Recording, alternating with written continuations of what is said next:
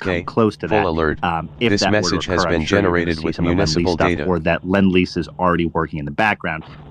But the most expedient thing so far, to my understanding, has been the Presidential Drawdown Authority. Thank you for that explanation. Yeah, I'm just hoping that Lend-Lease and F-16 happen in the same sentence one day. Okay, someone's explaining to me that it might not begin until September when the drawdown ends, and then in October Lend-Lease starts. Is that right? Well, so Dom, so the authority to exercise the drawdown authority would end with the fiscal year. Now they could go through and reapprove. Congress could reapprove here authorizations for new presidential drawdown authority. And in the absence Siren of alert that, update. then they Donetsk, might rely on full alert. Lend-Lease. But This I would message has imagine been generated with that as it gets municipal closer data. to September, they're going to analyze how much is left in the pot for presidential drawdown authority, and that you're going to see them try to tie up some loose ends that haven't been given, and then anticipate what they might need in terms of approvals for the following fiscal. So I would expect some legislation to come up during that time frame between September to October. Excellent. Thank you, Gurney. Thank you. Details of things. Details are important, naturally. One detail is that I can't get Raver to connect. We have been joined by Yanis from Riga, or Austria, similar flag, apparently both. Yanis?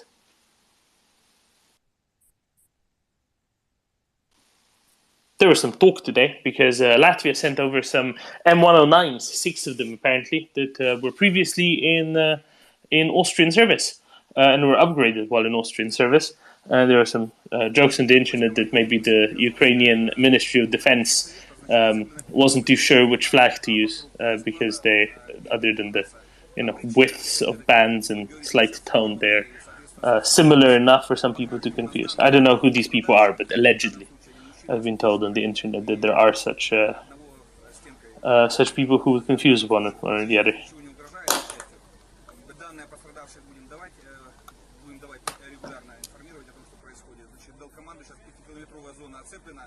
Выселение всех людей, которые находятся в 5-километровой зоне.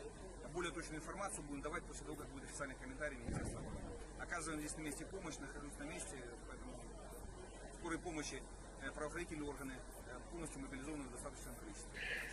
Did we get Raver up? No, we didn't get Raver up. Raver's tech is really buggy. Don't know what's going on today. Yanis, do you not want to talk to us?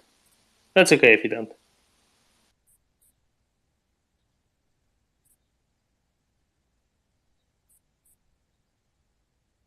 Very well. Axel, if you can speak, who are we talking with in about 20 minutes' time? Mate, I need 2 minutes. I'm Very well. splitting the last piece of wood. Then I'll answer my own question. We're going to be talking to Tom Much, who is a New Zealand journalist, war reporter, having spent much of the last 5 or 6 months in Ukraine, reporting from the front lines. And we'll be talking specifically, one of the people he spoke to while in Ukraine was a certain Donatella Ravera of Amnesty International, whom he told many things that she didn't take under advisement, and then produced a rather shameful report afterwards. Gurney. Yeah, I was just going to read a statement here from July 22nd from the U.S. State Department. The reason I'm doing this is just their explanation succinctly here. And then there's another aspect of this the difference between Lend-Lease and Presidential Drawdown Authority, in the sense that both have safeguards, but one has some stipulations that it has the intentions to be paid back, and that's Lend-Lease. So let me just read the StateDepartment.gov July 22nd here, why they're prioritizing the Presidential Drawdown Authority, and it reads as such here. The authority to provide military assistance through a drawdown has been used to support allies and partners in crisis all over the world. It remains the U.S. government's most responsive tool to rapidly transfer U.S. military and other equipment in an unanticipated emergency that cannot be addressed by other means.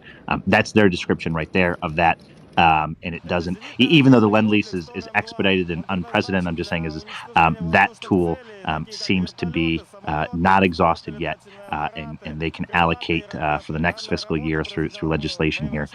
So that's my understanding as to why they're prioritizing that, and that there's still plenty of money left in the pot, and that tool still comes with many safeguards and assurances and caveats on what can be done there. But that this seems to be the most the quickest, most adaptable and speedy tool for the task.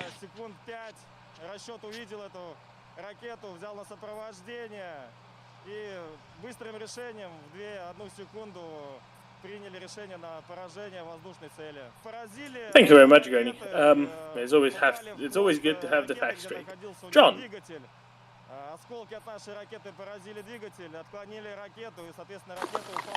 Hi, mate. Sorry. Just a quick one for anyone who's better informed than I. Do we have any understanding of what's going on with this alleged Russian build-up in Belarus, specifically of aircraft?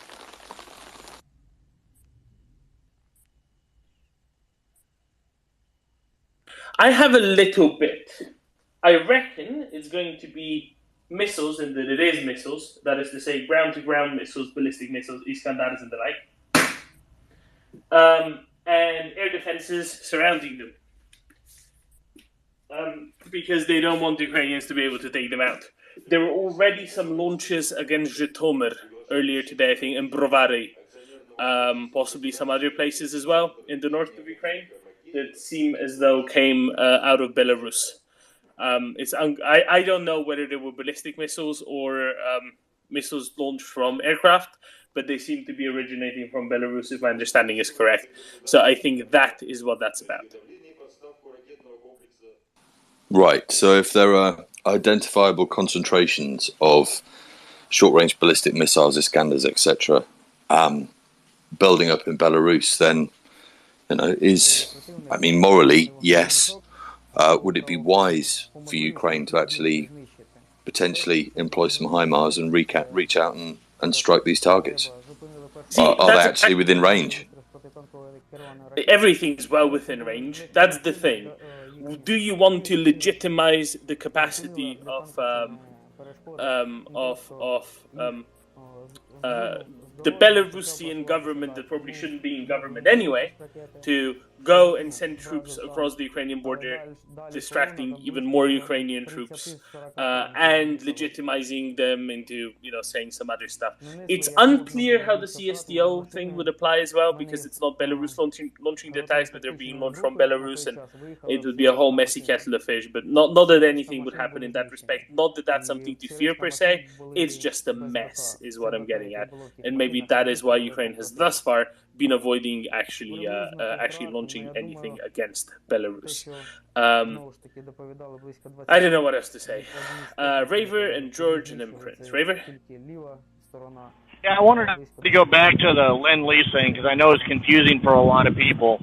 So the way that the Lend-Lease was passed, there were a few dollars to help support the Ukrainian government pay its bills, even fewer dollars to help Ukraine develop specialized weapon systems inside of the U.S. or buy from foreign suppliers. Most of it, however, was allocated to the U.S. military to replace stuff that they were going to then give to the Ukrainians, stuff that was nearing the end of its shelf life, older M777s, older Javelins, older Stingers, stuff like that, so that the U.S. military could modernize at the same time that they were helping Ukraine fend off the Russian bear.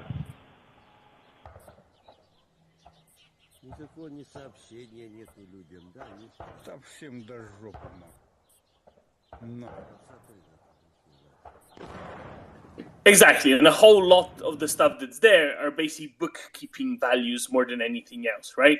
The numbers that you see are the numbers that are in an accountant's book. They're not necessarily numbers that are the actual, value of these things, especially since many were close to expiry dates, many were due for replacement sooner rather than later, or would have been sent down to National Guard units or whatever else. So absolutely, there's another one that said backfilling of partners. So specifically, say Poland sends a bunch of T-72s, and then the U.S. backfills that with some, M1A1s. So that sort of stuff is in there as well. Or for example, the Slovak S-300 battery getting replaced by Patriot missiles, that's also going through the Lend-Lease, at least in part, is my understanding.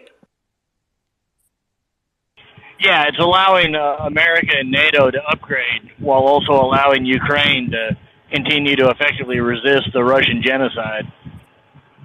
Yeah, it's an all-around merry-go-round of improvements all across the eastern flank of NATO. George.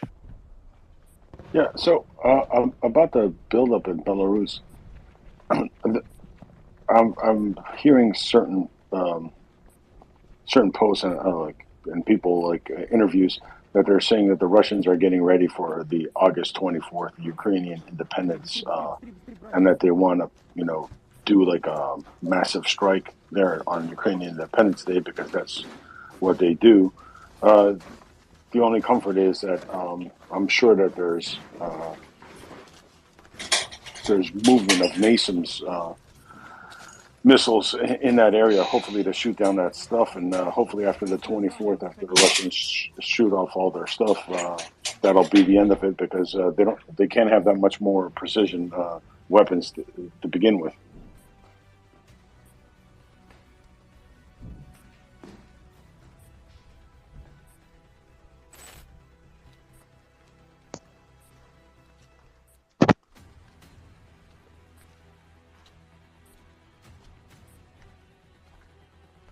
Hopefully, yeah, exactly. It'd be much better if Russia was, of course, prevented from using those in the first place, and hopefully the air defenses around Kyiv, especially since that's very close in Chernihiv, and anything flying onto, say, Zhytomyr, Rivne, Lviv would be taken care of ahead of time, but no, fingers crossed at the very least. Prince and then to Raver. Prince. I think Raver might have had an answer to what George was saying, the way his hand went up. So if Raver has an answer to that, I'd like Raver to go. Thank you, Heather. Yeah, so Belarus has a few Iskanders, but most of what they have are old Tochka-U's. They're going to be able to cause a couple of days' worth of terror, blow some holes in the countryside, maybe hit a building or two, but those are not really accurate systems. And although they'll be definitely a thing of concern, they're not really going to affect Ukraine's ability to continue to prosecute the war against Russia. So you are technically correct, but those are Russian missiles that are being set up in Belarusian airfields. So it's Russian Iskandars in quite substantial numbers. It's Russian S-300, S-400 air defense batteries. So it's not just Belarusian stuff that is being put up there. You're right. If it was just Belarusian things being launched, absolutely, but it's not. It's also it's primarily Russian ones actually, rather than Belarusian weaponry at all. Prince? Well, yeah, and let's hope some of that spontaneously combusts like it did last week. But I was going back to the railroad kind of stuff with people lining up, and it was just, see, my coffee's finally kicking in, so I'm finally thinking straight. With us in the U.S., and I know our rail system is not nearly as used, at least in my part of the country, like it is in Europe. Oftentimes you will actually book a train to go from like Portland to Eugene, and you'll end up on a Greyhound bus because that's what happens. They don't take a train, they take a bus. And I'm wondering if they have, and if there's a derailment or something like that, or part of the line's out, they'll often put people on buses to replace the train lines. I'm betting that they don't have something like that set up in Crimea to avoid the damaged part of the tracks to get people to where they're going when they book a train ticket. I'm just checking. I don't think that's set up there. I would have a feeling it's not, but I just wonder if that's an option that they're looking at or trying, if you know.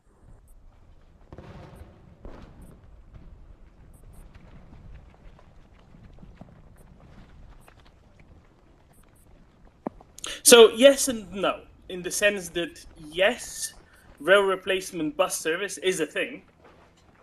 No, in the sense that apparently about an hour ago I misspoke previously,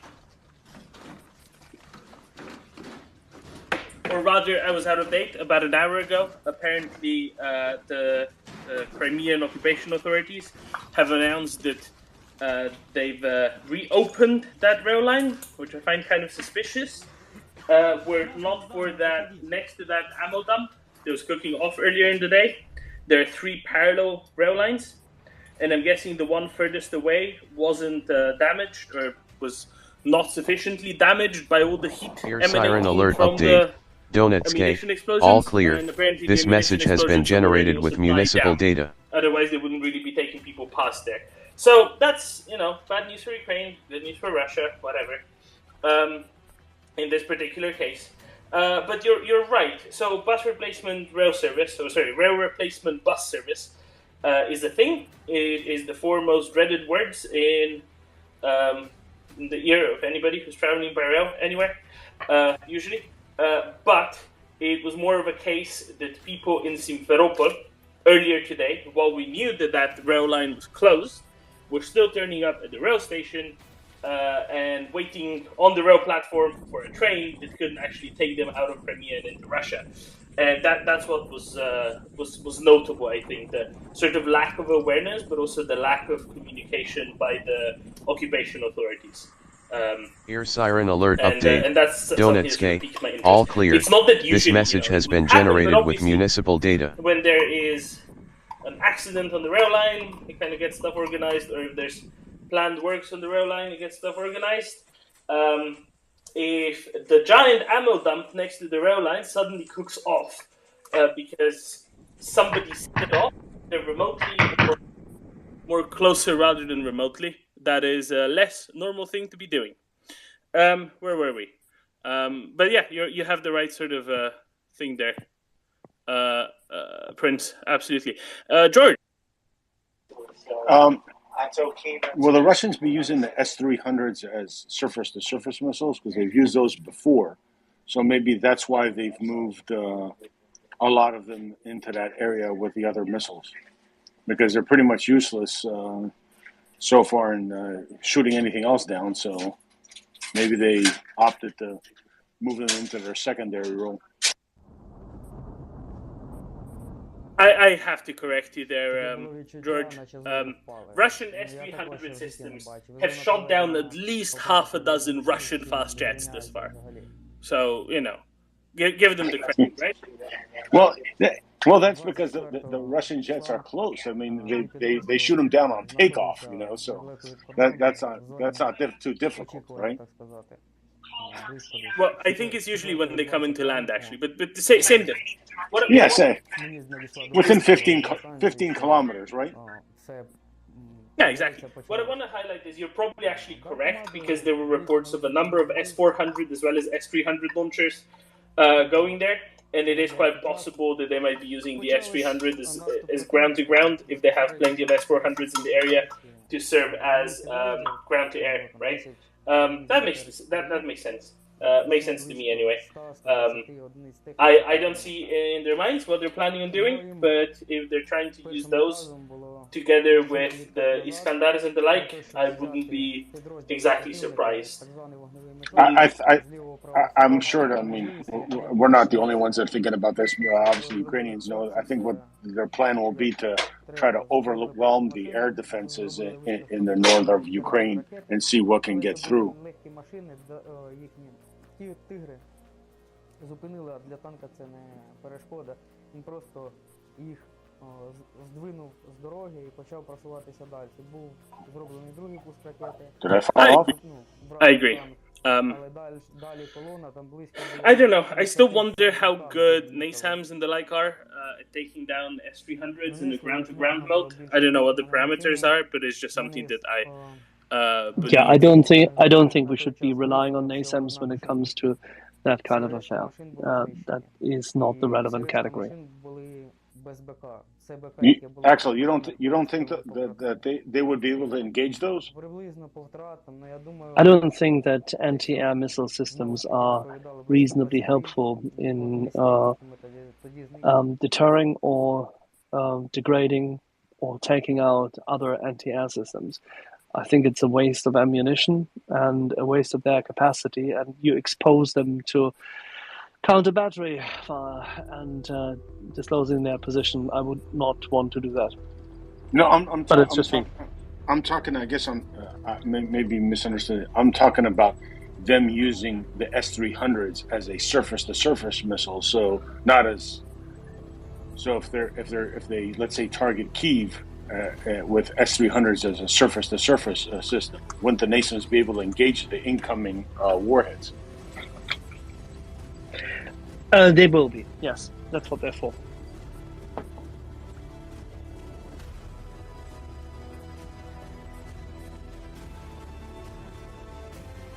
So right before we come to our interview, Dom and Tim, we still have two short questions, I think, from both Dr. Nick and from Raver. Yeah, we got 4 minutes total. Dr. Nick, go for it. I was just going to say in relation to Belarus that it's not, I know that there's this buildup happening, but I don't see how Lukashenko could possibly allow it to go forward. If it does, it's going to end up spelling the end of his regime. Because it's wildly unpopular, as we've seen before. I mean, we've been here twice already. I mean, I know not with quite the same type of buildup with Russian munitions, but we have been here twice before with buildups, and him announcing that they are going to be launching into Ukrainian territory, and both times it has not happened, and it has not happened because it is wildly unpopular within the Belarusian military, within the Belarusian population, and he absolutely knows that his regime will fall. So I predict that either he's going to find a way to back out. If he can't for some reason, because Putin is pushing his, pushing him too hard, then it will, again, it's just going to spell the end of his regime. I agree. I think you may be confusing. Lukashenko with an independent actor there. No. She's right in the sense that Lukashenko isn't going to be one attacking. Right, the attacks that are going to happen are going to be by Russian forces stationed in Belarus, just like they have been thus far. Just like Russian planes have been firing missiles out of Belarusian airspace. Lukashenko himself isn't going to be the one involved. Belarusian forces aren't going to be the ones involved. That is true, and there's a reason why they haven't been thus far. Easy. Okay, we have a minute and a half to go. Raver, shoot. Yeah, on the NASAMS question, I do not think that they have an anti-ballistic missile function, and those S-300s and the ground attack motor should be coming in on a ballistic profile. They're designed to go after Mach 2 jets, not coming in Mach 3, 4, and 5. I think that's a good point there, Raver. They do have a very different profile. I don't know, Gurney. Maybe do you have a guess, or maybe Imperius on how on how usable they might be? Sorry, how usable NASAMS might be against them? Because I didn't really have a guess. Gurney, guys, that's a no. Okay, Gurney has 2 guesses. It's 2 fingers up. So we're just trying to shuffle people about, get Tom up. There we go. Tom, you should have an invite if you're on a mobile phone. You should see a little purple thingy just about now to click on and fly right up. Otherwise, just click that request button in the left corner, bottom left corner of your screen, and we'll have you right up here with us.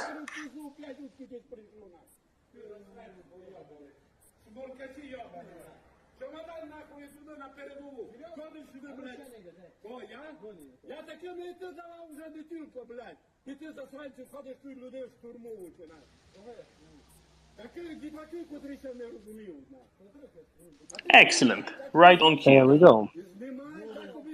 Now that's some punctuality. Better than those damn Aussies. Here's a favorite Kiwi of ours. Tom, good evening. How are you doing? Can you hear us?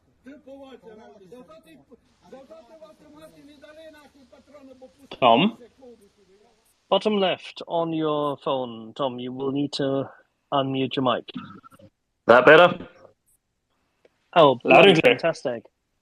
Thank you. Alrighty, we've all been singing your praises already, that you've been in country for a number of months. And some of our people have already conveyed a couple of notions as to who you have all met there. But Tom, why don't you give us a little background as to what brings you to Ukraine and what you're doing? All right, sure. I will start from the start then. So I grew up in New Zealand, but I've actually lived in Britain for most of the last 10 years. I went to university in England, and when I graduated, I worked as a parliamentary researcher in where I researched defence and security issues.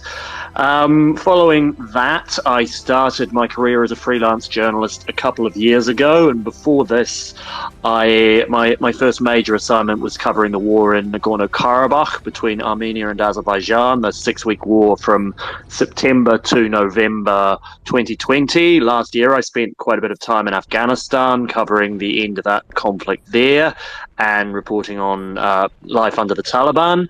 And I came to Ukraine in January. I had a small assignment just basically on what people were doing while there was all of this talk about will there or won't there be a Russian invasion. And so I looked up my flights the other day on January 22nd, and I've been here more or less since, with a couple of weeks in and out of country, just sort of recuperating or doing some other stories. So, I mean, if you'd like, I'm happy to go through my sort of reporting history since I've been in Ukraine and what I've been doing. Oh, trust me, there will be tons of questions. I'm absolutely certain. But the thing which stands out is, of course, that having started, so to say, as a parliamentarian researcher, being on the review, analysis, and what I would call them the theoretical end, you took things into your hands and got some real-life experience in places which are terribly dangerous and difficult. I mean, Nagorno-Karabakh, Afghanistan, that's not small fry. So you've had your fair share of war correspondent activity in live action before. Yes, it would be fair to say that. Interesting when you talk about the theoretical stuff. So, I mean, I would be doing, quite a lot of interviews, whether they were with MPs or whether they were with generals or defence experts. At one point I interviewed the head of the British Army. At another point I interviewed Gavin Williamson back when he was Secretary of Defence for a book project. But I kind of got a little bit tired of talking to all of these kind of high-ranking people in posh hotels in SW1 in central London. And I was like, I still don't feel like I have any idea of what it actually feels like to see these issues with my own eyes. So I decided to become a reporter, and I haven't really regretted it or missed my old life ever since. I find it much more engaging and much more rewarding, and I feel I can do much more help when I'm actually here on the ground, because you see and hear and discover things that there simply is no substitute for. Yeah, and contrary to some people who, as say, media correspondents have been hovering about predominantly in Kyiv and in very safe areas, I understand that you and some of your colleagues and friends who've actually, some of them have been with us, such as Caleb Larson, actually, you've seen what John Keegan wrote as the face of battle. Well, I've certainly gotten pretty close to the action on a number of occasions. So I spent about 3 weeks in Kharkiv. I did a documentary there about what was going on, the life there. And at one point in that, we went out with the Ukrainian army when they were making a push to liberate some of the villages. Now, as most correspondents who've been on the ground in Ukraine know, it's pretty rare that you will actually get access right to the front lines, right to that face of battle that we call. But, they did take us out to where there was an artillery exchange, and we basically had Ukrainian rockets flying, literally flying almost directly over our heads from from a position that we hadn't noticed, about 50 meters away. We would see kind of helicopters going back and forth. And also, I was in the Donbass during the Battle of Severodonetsk. Once again, they took us right to the bridge where we could basically see all of the bridge between Severodonetsk and Lysychansk, right where we could see all of the explosions going on ahead of us, although they didn't want us to go into the city, and we agreed into Severodonetsk, so we stayed right on that bridge. But I've certainly gotten close enough to see what the war looks like, and also you get to speak to a lot of the soldiers who are there, and I found it quite interesting that the soldiers who are there will often be much less guarded with you, and they'll talk much more openly and freely than, say, I don't know, press officers back in Kiev might speak to you. No, I understand this, and we've had the same kind of impression by various soldiers of different rank, from troopers all the way up to generals who've been with us, and specifically the Ukrainian ones. We recently also had, for example, the unfortunate in that regard, but very stoic father of the late Roman Ratushny, Taras Ratushny, who had also, just like his son, volunteered and been serving now at the front lines. It takes a certain kind of people to do that, but the Ukrainians seem to accept this and seem to be, despite the fact that this is a gruesome business, be very committed, fervorous, and happy warriors. What is your impression of the Ukrainian soldiers you've talked to? Well, yeah, I mean, one thing that really does stand out, there are a couple of things that stand out. Of course, it's a bit of a cliche, but it's true to say that the Ukrainian soldiers we met are extremely sort of fierce, extremely determined to keep Ukraine's land and its sovereign integrity and its territorial integrity. But one thing that I noticed as well, and this is, well, it's probably, I think, very much of a contrast with what we know about the Russian army that's been fighting, is that this really is in many ways a whole of society effort. And the people that you meet, even on the front lines, seem to cross all sort of class backgrounds, cross all sort of regions of Ukraine. I mean, when we spent a night in the sort of the trenches in just up towards the northern, for whatever reason the name of the town escapes me, but it's on the Izium front of the Donbass, of the Donetsk line. It's leading up towards that direction. Or further north? Say that again. Davinkove? No, I think slightly further north. Oh. But whatever, it was very, very close. You know, close enough that we could see the field in front of us getting absolutely smattered with artillery. And, you know, we noticed that there were, you know, some of the people we met had soldiers that had gone into the army. Some people had volunteered. You know, there had been a couple of people. One was a philosophy professor. There was a couple there who were both lawyers who'd been in Kiev. You know, one of the lieutenants we met was from Lviv. Another one of the guys was from Crimea. Another one was from Donetsk, you know, others were from Kiev. It really did seem like it was very much a huge cross-society effort. Now, what we know about the Russian army is that, you know, this is not in any way... this is talking about the contrast with the Russian army, is that the Russians, as we kind of know... Hello? Pardon? Yanis, sorry, you have a hot mic. Just wait out. I'm sorry, Norman. I'm sorry. I'll wait my turn. I will. I'm sorry. Yes. Thank you. Yanis, you have a hot mic. Just put your mic on mute. It's okay if it's the first unknown speaker. Okay. Bottom right corner of your screen. Okay. I'm more than happy to take questions. Pardon, I just sort of got a bit lost there. We'll come to that, Tom. Don't worry about it. Yeah. It was just that he didn't know how to manipulate the mic. Okay, no, not a problem. So where was I? I was talking about, yeah, so it's very much, you know, a sort of a cross-section of society. And in some ways, it kind of reminds me a bit of the British effort in World War One. And one of the saddest things, I think, is that it is, in many cases, some of the smartest and sort of most talented and most patriotic young Ukrainians that are having their lives, ripped apart both figuratively and literally by this war. It's sort of the generation, the many that grew up with the Maidan revolution as this sort of formative political experience, is kind of getting torn to pieces by Russian artillery. It's real a tragedy in that sense, and it can really be quite heart-wrenching to notice.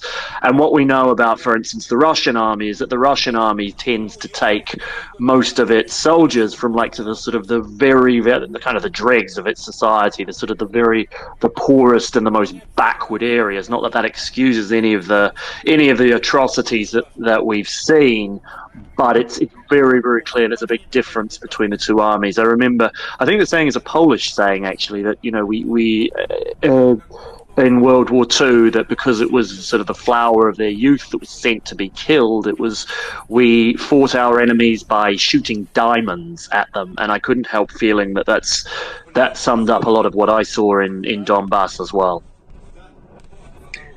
It sounds terrifying always, but then again, this is the experience I think many armies have made in the First World War, where generations of men have been lost who could have been poets, scientists, engineers, teachers, just husbands and fathers. At that point in time, obviously overwhelmingly men. Now, when you see the Ukrainian armed forces today with this cross-section of society and actually fighting them, both the regular army, now with all its volunteers, and then the territorial defense forces, they don't show their exhaustion often when they're on the phone with us. But you've seen them in combat. I've seen many photos, be it from Bryce Wilson or from Guillaume or the other chaps. It seems that the typical toil of war wears heavily on them, and they still get up and fight. How do you see them, and how do you see them behaving? I mean, that's completely fair enough. I think the toil of this war would take a toll on absolutely anybody who was fighting in these sort of conditions. I do remember one major that we met. I think he was from Donetsk.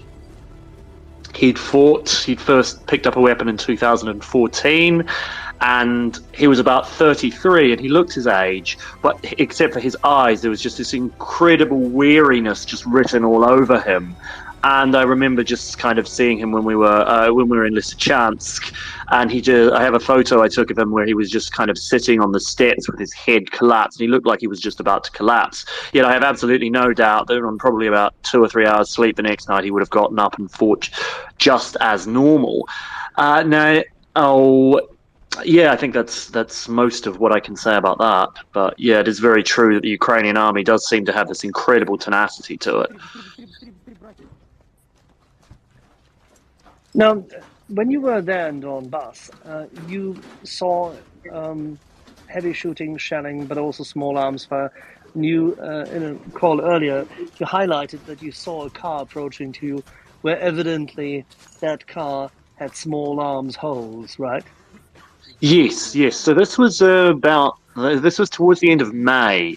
We were on the road. It was very, very close. It was just outside Solidar, actually. And this was a day where there'd been a report that there'd been a big Russian push through from Popasna that had managed to break through a Ukrainian line. And we spoke to a press officer there who was like, yeah, we think the Russians are within about 4 or 5 kilometers of Solidar. And this was... I believe the road was going from it was about halfway between Solidar and Bakhmut. And yeah, we saw this kind of white van limping towards us, and you could clearly see that there were bullet holes there. And so, that's obviously very important, because it means that effectively the Russian Ukrainian armies were within small arms fire of each other at that point when, according to the maps that we'd been seeing, the Russian army was supposed to be more, about 10, 20 kilometers away. But yeah, that said, it's not like we could hear artillery fire during that period absolutely constantly. We could see it kind of going off around us, but we didn't see any actual sort of engagement between troops and small arms fire. We literally just saw that van. Now, how could that be mistaken for something else? Well, yeah, I know where you're coming from here, but I mean, there were, maybe if it had just been me, I could have, misinterpreted it. I'm not an expert in identifying, particular types of marking, but there were four of us, a Ukrainian driver and three journalists, and we all got exactly the same impression from this car. So I'm not sure how it could be identified as anything else, particularly by people who weren't there to see it. That's funny that you should say that, because my Latin teacher or my English teacher both would have said the same thing in school, pars pro toto, meaning one part for the whole. Evidently, people who are not there but can ordain what actually has happened somewhere else whilst not having seen it, that's not myopia, that is not even projection, that is just utterly disrespectful to the truth, is it not? Yes, I think I'd agree with that. There seems to be a red thread such people have when collecting data. Let's turn. You told me a little earlier, apart from the fact that at the moment I understand you're in Mykolaiv, which has some of the best sunshine one can have. It is summer in the south of Ukraine, but at the same time, Mykolaiv is constantly being shelled and attacked. Well, yesterday it was actually a thunderstorm here. There was a thunderstorm. There was, about 10 o'clock at night, and we could see, it can sometimes be quite difficult to tell the difference between a peal of thunder and an artillery round. And we could see there were kind of lightning flashes going off all around us, and there was an air raid siren going off. I tweeted at the time, it looked veritably kind of apocalyptic here. And then, weirdly enough, when the thunderstorm faded, you could hear the artillery, but much further in the distance, and it was kind of a very sort of faint peal. It almost was calming in a way compared to the thunder. But anyway. No, the interesting thing is that you just highlighted one thing. There are things one can mistake in the fog of war for something else. And a thunderstorm, just like even the crackling of some fire somewhere, could be mistaken for something completely different. Fully appreciated, but bullet holes for shelling, which are not there, that doesn't work. Now, that brings me to the other topic. When we discussed it earlier, and one claim to fame is that you've actually, you've been, with that meeting in Soledar and thereafter, you've been very close to one part of history in the making, because as we understand, the makers, you can't call them quite authors, but those responsible for the most recent row in international relations, and including in this case, the organization of Amnesty International, were there, Kramatorsk and Sloviansk, in the region at the time when you, Caleb, and others were on location. Could you maybe just summarize what actually happened? Okay, happy to do that. So, I mean, if no one is aware of my involvement in this, do read my article on Byline Times or, online or in the recent print edition, which summarizes what happened. But basically, this was the day that we had been in Soledar during that pushback, and we were staying in, there was, I believe, only one hotel that was even open in Kramatorsk, and so everybody there was a journalist or an aid worker. And of course, what happens at every time like this is that everyone comes back and sort of sits around the dinner table and talks about everything that happened. It's quite bizarre, because it's almost as if you're having dinner in like a university halls of residence or something, except instead of talking about your lectures, you're talking about how close you got to being blown up by shelling that day. And anyway, we came back, and one of the people, and there was the team from the now infamous team from Amnesty International there, their lead crisis researcher, Donatella Rivera, and a couple of and some of her local staff. I don't believe they were staff from the Amnesty International Ukrainian office. I think they were fixers, unrelated to them, although I can't be sure on that. And anyway, we ended up getting into a conversation about what had been going on. Now, the first thing that happened that kind of made us think was very weird is we said, "Oh, look, we've just come back from Soledar and we saw a car with bullet holes in it." She's like, "Oh, they weren't bullet holes." And we're like, "What do you mean?"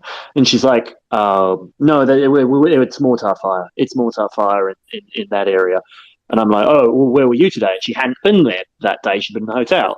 And so I said, "No, we saw it was bullet holes." And she's like, "Oh, well, you just can't be right. That's just wrong." And I'm like, "Did you see the car with your own eyes?" And she's like, No, but it doesn't matter from that distance. It's mortar fire, and we kept on trying to. It was very, very weird. There'd been three of us there. We'd all seen this, and we were all sure it was bullet holes. But she just kept telling us that no, our eyes were lying to us, and it was mortar fire. How she knew this was completely beyond me. Anyway, we start getting into discussing the sort of work we've been doing, and the main bugbear of hers is the fact that she said, look, the Ukrainians have been putting military installations in, civilian populated areas. Now, in particular, we were talking about Bakhmut here. There was a language college in Bakhmut that had been basically repurposed by the Ukrainians as a military base. Now, this is sort of no secret to anyone who's kind of worked in the Donbass. And it should be noted that not only is this not a secret, but it's not any kind of war crime either. This is not a college that was in session. There was, the Ukrainians had repeatedly tried to evacuate this area, and there was basically what had happened was that there had been a civilian apartment block that was over the road, and this had been hit, I believe, by a missile. I have it noted down in my notes somewhere exactly what it was, but it doesn't come to mind. And the civilian apartment block across the road had been quite badly damaged, although actually I don't think any civilians were killed in that strike, although I think about half a dozen Armed Forces of Ukraine were. Now, she said, look, it's a clear violation of international human rights law. You cannot put military installations in a populated area. International humanitarian law is very clear on this. Now, as it turns out, international humanitarian law is not that clear on it. It's all about proportionality between your military objectives, which in this case is defending the Donbass from, the Russians turning it into each town there into another Mariupol, and treating the survivors as they treated the survivors in Bucha, or it's, defending the military objective here. And anyway, we started to get into a bit of a row. There were about 7 or 8 of us in the room, a couple of journalists, a couple of sort of ex-military people who were working as sort of security advisors for the various teams out there, and we got into rather big row about this topic in general. And one thing I remember she was saying, well, look, when we were in Saltivka in North Kharkiv, we saw at one point what we believe was a Ukrainian artillery piece that was firing.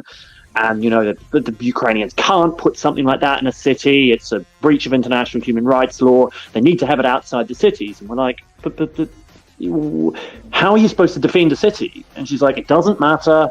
International humanitarian law is clear. They can't be in populated areas. I'm like, how do you defend an urban area without placing soldiers in it to defend that urban area?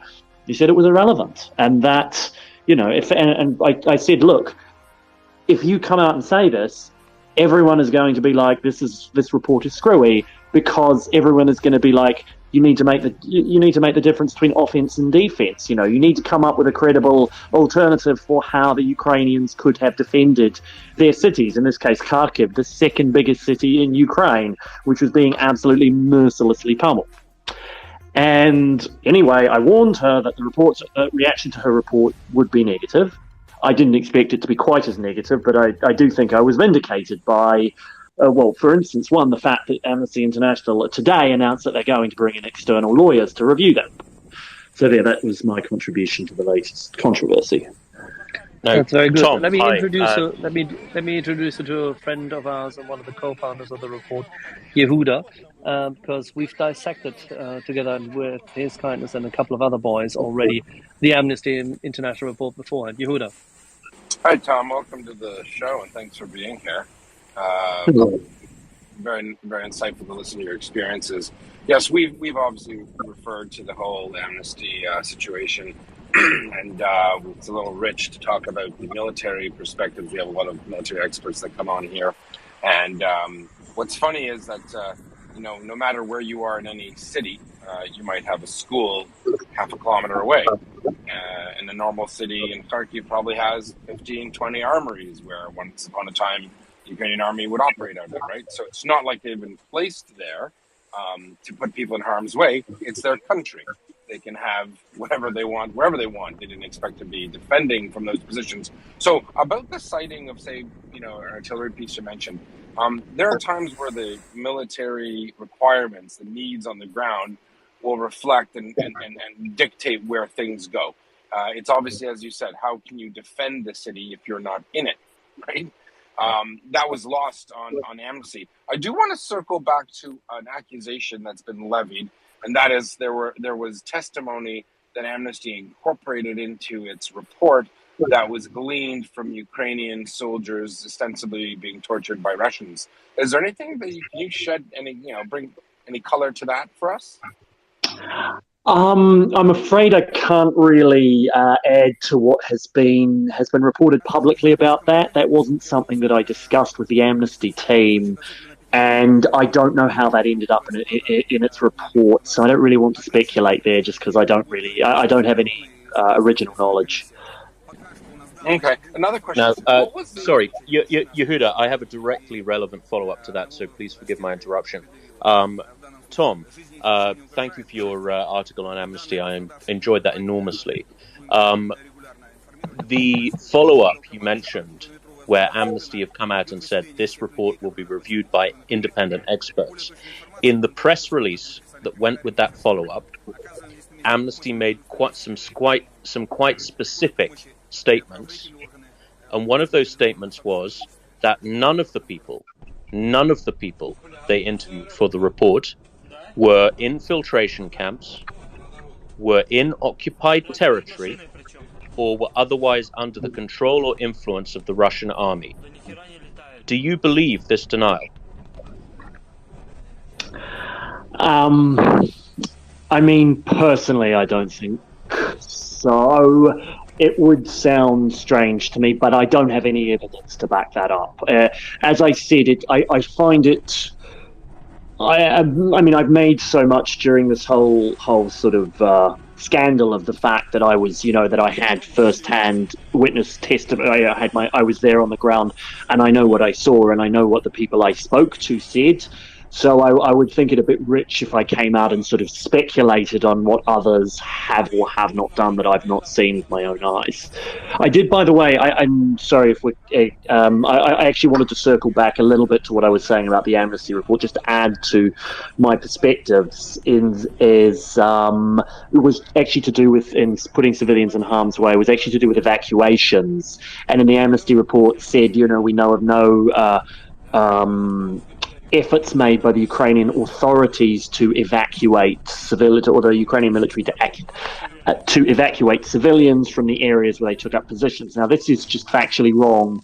This is just a clear error of fact. There were evacuations going on from Donbass all the time, from frontline towns, constantly. I was on one of those evacuation journeys. In fact, there was a journalist colleague of ours the following week after we left who was killed on one of those evacuation runs.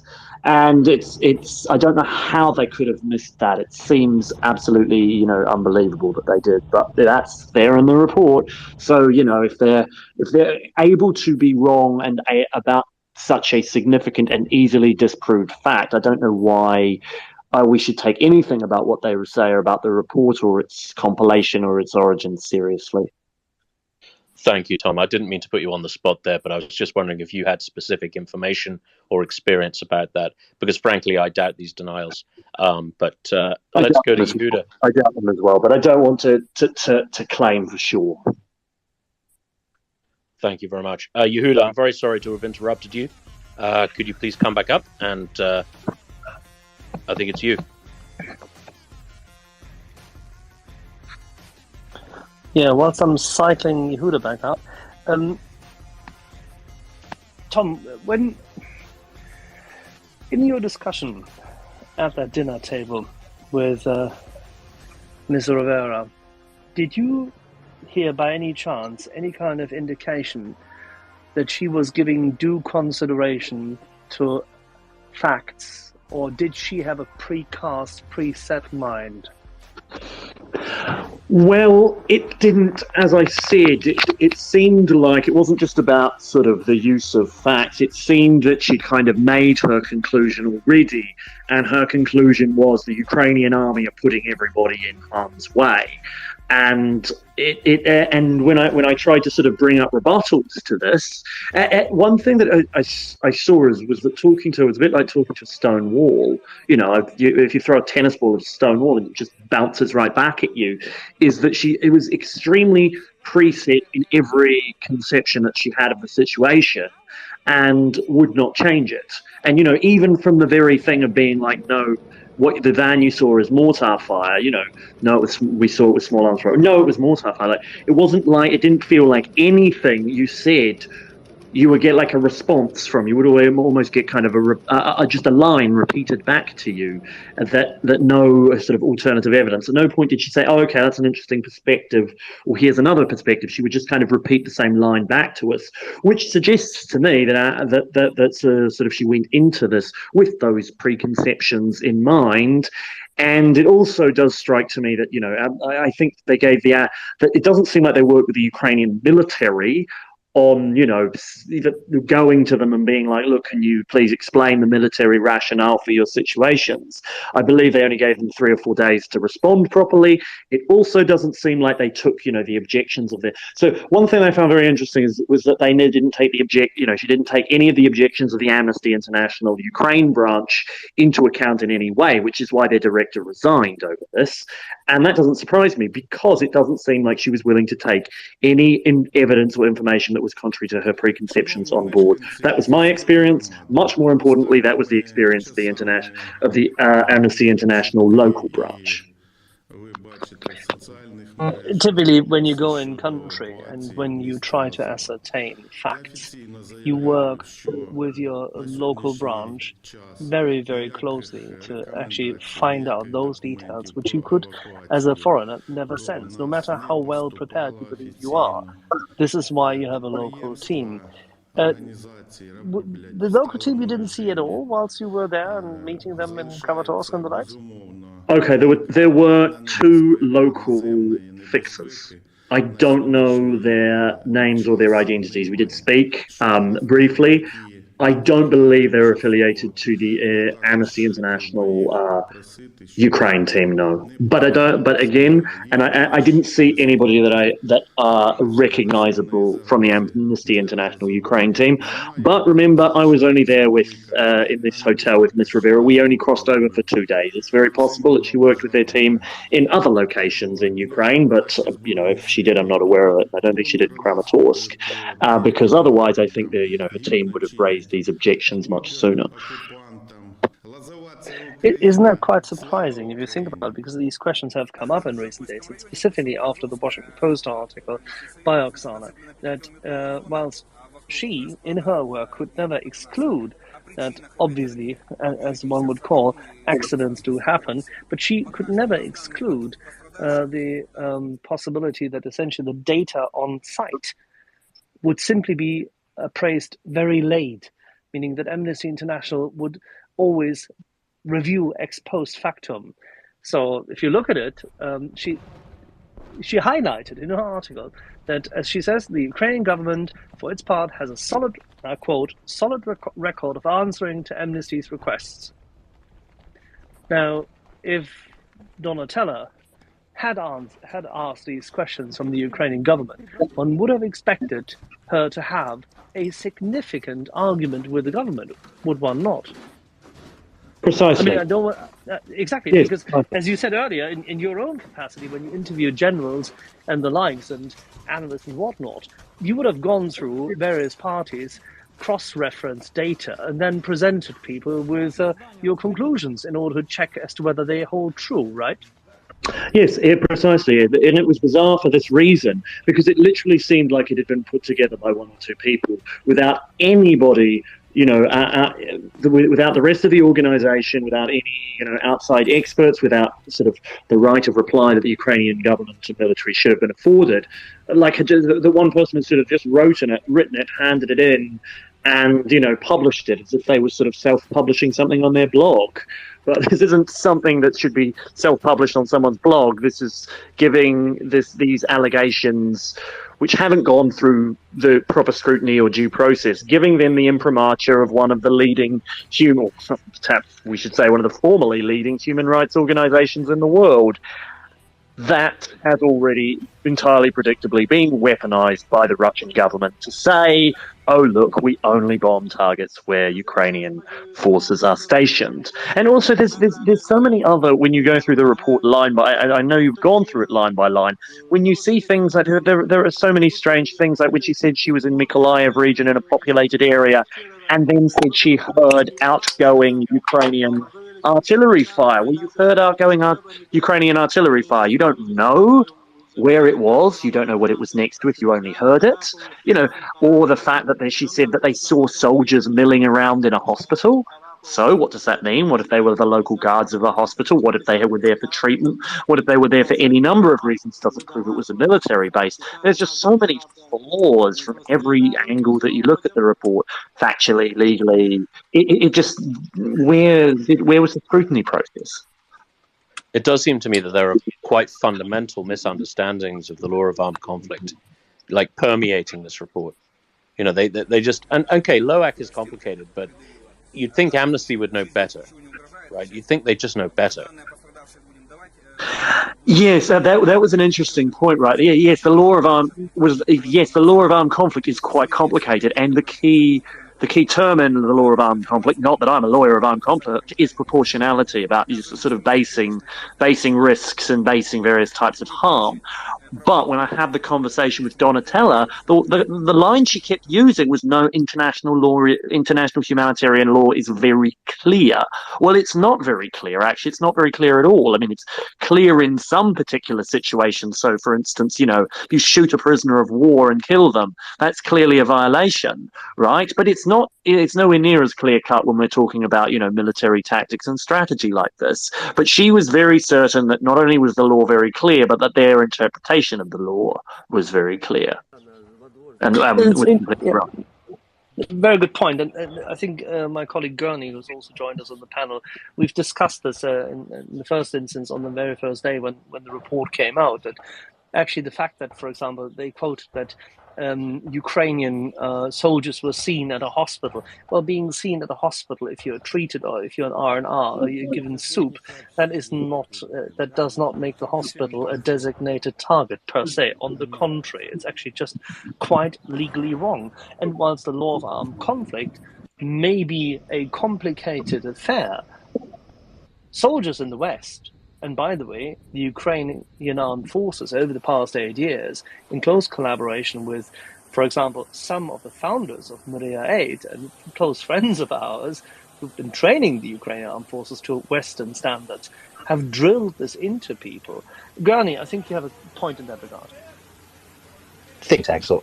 Tom, very enlightening to hear your description of your firsthand events with your experience here in the hotel. It sort of paints a picture, to me at least, that there was sort of an incredulous type of attitude. I wanted to ask you, you mentioned that there were several of you throughout this experience or at different times. Could you also share, without encapsulating their opinions per se, but what you did? You said there was a row there. Did other people seem to express the same concerns you're raising? Yes, indeed they did. I remember there was one guy, he was a former French Foreign Legion, and he was having an argument with her. He was saying, yes, but you don't understand why there might be a military necessity of using these locations. And they had a back and forth about, because that was the other thing, is like she seemed convinced that there could be no military necessity to having forces in an urban area, which, you know, again, like if you put them in a field outside a city, one, they might be much easier targets, and two, they might just be bypassed, right? So there was a conversation about that as well from a former, as I said, French Foreign Legion soldier. And then there were the other two journalists that, full disclosure, I was traveling with them, and they are colleagues and friends of mine, who were Neil Hauer and Caleb Larson, who many of you may follow already. Now, they have backed up my version of events completely, and they've posted threads publicly about exactly that. About, I think Neil's words, and Neil is has a form for this, said it was kind of a level of arrogance, condescension, and hubris that was absolutely staggering to behold, which I quite like the wording of. And Tom, if I could just one last follow up for you here, do you think this is an opinion type question here? But do you think someone who works for an organization like that, and I'm take the name out of it for a second, but do you think that someone that has that incredulity or hubris or the experience that you went through with this person, do you think they're qualified to make judgments or even collect reports and disseminate reports on such a sensitive matter? Well, this is an interesting thing when you talk about experience. Is that one fact that Donatello reminded us of several times was I have 20 years experience working in conflict zones. I've been in all over the Middle East or in Africa and all these different wars. Blah blah blah blah blah, and it's almost sort of the opposite of not being experienced enough. It's that you've spent so much time in this field that you're just convinced that you have it right, and that you're convinced that your experiences, say, in other conflicts, can be transferred precisely to a new conflict where you don't understand the conditions on the ground, you don't speak the local languages, and you don't seem to want to work closely with your local teams or partners. And that was the thing. It was kind of like her experience, rather than being helpful in passing armed conflict, had just hardened her opinions, not just about conflict and international law, but in her own infallibility. It's interesting that this rather one-track mind, unfortunately, has completely, utterly failed to understand how safety zones and neutralized zones are defined. And the discussion has come up, and I think you've seen this also in Oksana's article, opinion piece in the Washington Post, which complements what you just said, by the way, that she sees this as a massively lost opportunity because the Ukrainian armed forces have been exceptionally committed to be compliant with the laws of armed conflict, with the Geneva Conventions in recent months. They have made sure that, for example, the initial hooray about those videos where the 3 pilots were paraded out, that things like that stopped right away because they are dependent on their integration into the Western weapons deliveries, of course, but at the same time, they also really want to abide by it. There is a belief in that armed forces structure that this is how you wage war, which is a different culture. Now, but the opportunity was now there for Amnesty International to actually present, here are our concerns. We do not know as to why, on what date certain soldiers were in this or that neutrality zone. And by the way, did you infringe upon those safety zones? The Ukrainian armed forces would have had the data, the satellite data. They would have had the overall supporting details. They could have clarified this under applicable confidentiality to eradicate those concerns. This opportunity was lost, and this then has the unintended or maybe even not unintended consequence, and that is where we're going with this, that essentially Ukraine is painted black, whilst the Russians constantly argue that they should be allowed to bomb maternity hospitals because supposedly they'd been taken over as command posts, which, by the way, was proven wrong. So not only was the opportunity lost, but on the other hand, Russians now find more justification for their actions, and Ukraine has difficulties convincing its allies. At least for a few hours. Fortunately, many people argue against it. How do you view this evident bias and this seemingly precast mind on Amnesty's part? Yeah, so I think that's perfectly fair. And like when we go, and here's the thing, it is perfectly possible that, as I said, this is a matter of proportionality. There are a large number of officers and soldiers of the Ukrainian army who are very, very new, who have volunteered recently. And it is quite possible that in certain specific cases, the Ukrainian officers on the ground got the balance between civilian protection and military necessity wrong. That's perfectly plausible. And now there's no actual case in the Amnesty report itself that in any way proves this. But what they tried to do is not only take, specific incidents, but they tried to paint it as if it was a very, very widespread pattern in the Ukrainian armed forces, and that potentially that there was an implication, which is completely false, in the report that they might have even been using them as human shields. And yeah, I just found it quite staggering. You know, they could have easily, and this is the problem with someone kind of releasing the report with no outside scrutiny. You know, we all, as journalists and researchers, you know, have the potential to make mistakes, but that is usually why there is a sort of a consultative process that your articles, that your reports go through, where your editors or your sort of outside experts say, do you really have the data to back this up? And again, it seemed like the author's preconceptions sort of overrode any sort of thought of that. Now, what we kind of thought, because this is what she said to me once, she's like, all governments will just lie to you. Your only job is to get to the truth. And I sort of felt, well, what they're trying to do here is they're trying to say, look how impartial Amnesty International is. We are willing to call out the bad guys, whoever they are, and both sides are as bad as each other. The Russians do war crimes, the Ukrainians do war crimes. Look at how impartial they are, rather than actually trying to get to the truth of the matter. Absolutely understood, 100%. Yeah, exactly. Dolan, please. Tom, I'd like you to get very concrete now, if you could. Okay. This exercise by Amnesty to big themselves up and to insulate themselves from any future criticism by anyone, especially anyone from the absolute fringes of society. Who does this exercise by Amnesty hurt the most right now, and how?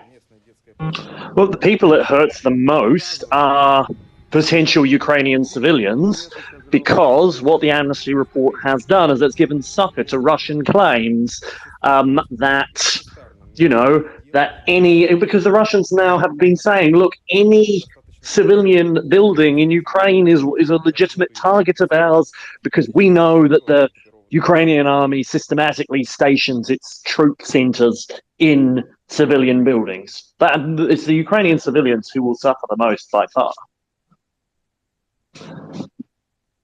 Which Ukrainian civilians? Any Ukrainian civilians who remain in an area, say, for instance, in, I guess Kharkiv is a good example, because many people, it's a huge city, want to return to their hometowns, and now the Russians can effectively, you know, use the, and this is the line that I ended my article with, the next time the Ukrainians shall, the next time the Russians shall populated areas in Ukraine, they can use the imprimatur of Amnesty International to say that their actions were legitimate. And so that's why I think Ukrainian civilians are the most hurt by this.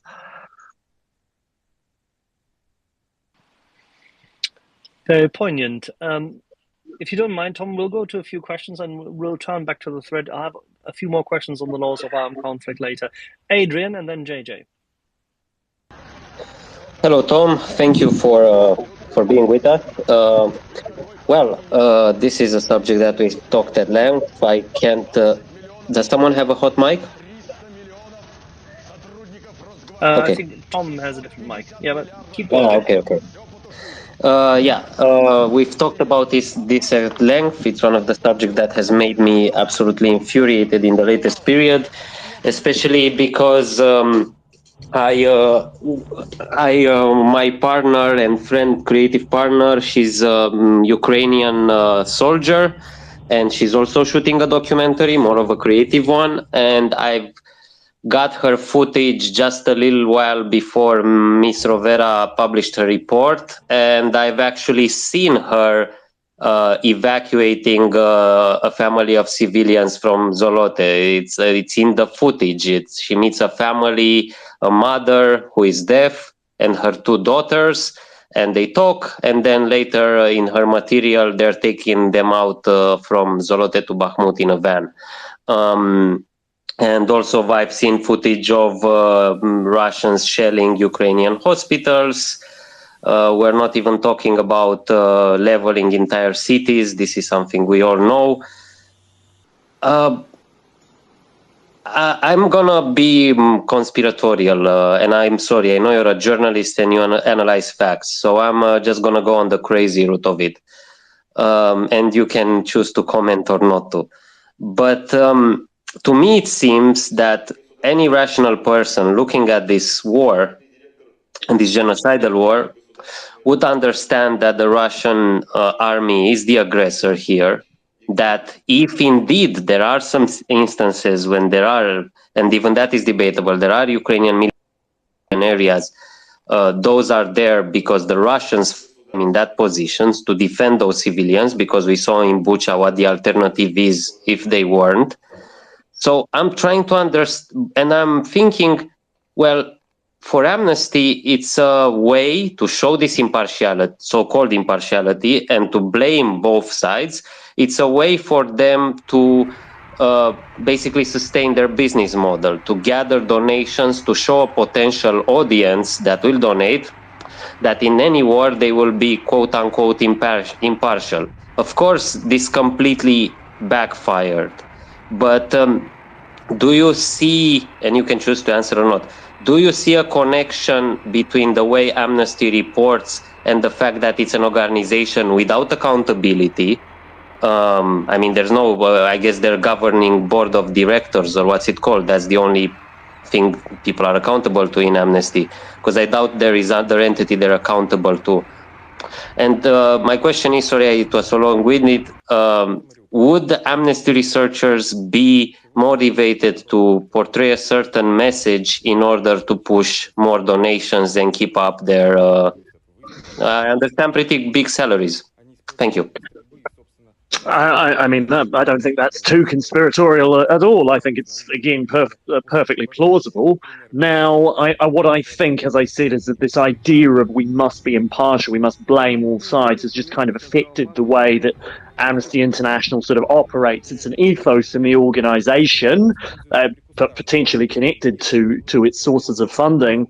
And by the way, I actually wanted to go back to some of what you said before about your friend who's a soldier who was evacuating civilians. It's like, as I said, yes, we all saw that. We all saw, you know, sometimes they were officially organized evacuations. Sometimes they were literally just soldiers with a car, as it was in our case when we drove to Lysychansk.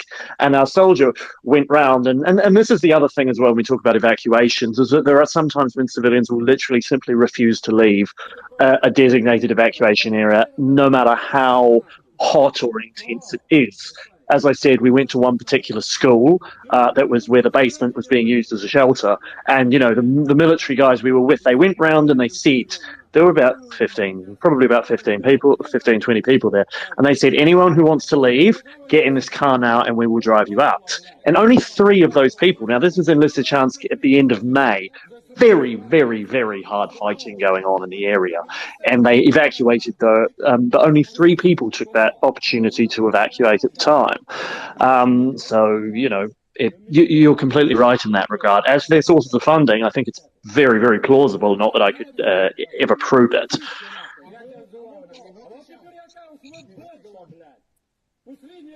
JJ. Thanks, Axel. Hi, Tom. Thanks for taking my question. I wanted to follow up on what you said with regard to who this report hurts the most, the Ukrainian civilians. There have been several reporters on the ground who have come to Maria Report, and one of the things almost everyone talks about is their poignant interactions with Ukrainian people. So in terms of this report, what has been the reaction from the Ukrainian civilians that you have come in contact with? Yeah, very happy for that question. So actually, I'll start with when we're talking about poignant stories. One that really, really sort of blew me away was this evacuation I was talking about, where they went round and they asked a group of civilians to evacuate. We took 3 of them. 2 were quite elderly women. One was a young woman. She was 19 years old. And I asked her, and so I did an interview with her.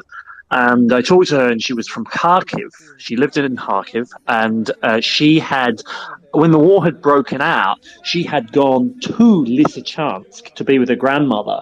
And I said, you know, why would you take such an extraordinary risk? You know, you're a young woman that anywhere in Western Ukraine or Europe is open to you. You can go anywhere you want. And she said, well, you know, both my parents died at a young age. My grandmother raised me. She's all I have left, and I will kind of stick with her till the end. And she stuck it out with her grandmother in, you know, under a building in a basement for 2 or 3 months under absolutely terrible conditions of warfare, you know, and kind of wouldn't leave her grandmother, even though she could have at any point chosen to go to safety until her grandmother was ready to leave. Now, I mean, in terms of, you know, the report that I've had for the reactions that I've had from sort of Ukrainian civilians, they're, you know, they're absolutely aghast and really, really angry about this, because they know that the Ukrainian armed forces are the only thing standing between them and sort of the destruction of most of Ukraine if the Russians could get away with it. So, you know, that's why the Ukrainian army has, you know, 90 to 95% approval ratings throughout the country, because that's what the Ukrainian civilians say. We don't think the army's putting us in danger. It's the Russians that are putting us in danger, and the army's the only thing standing between us and the whole country turning out like Bucha or Kherson.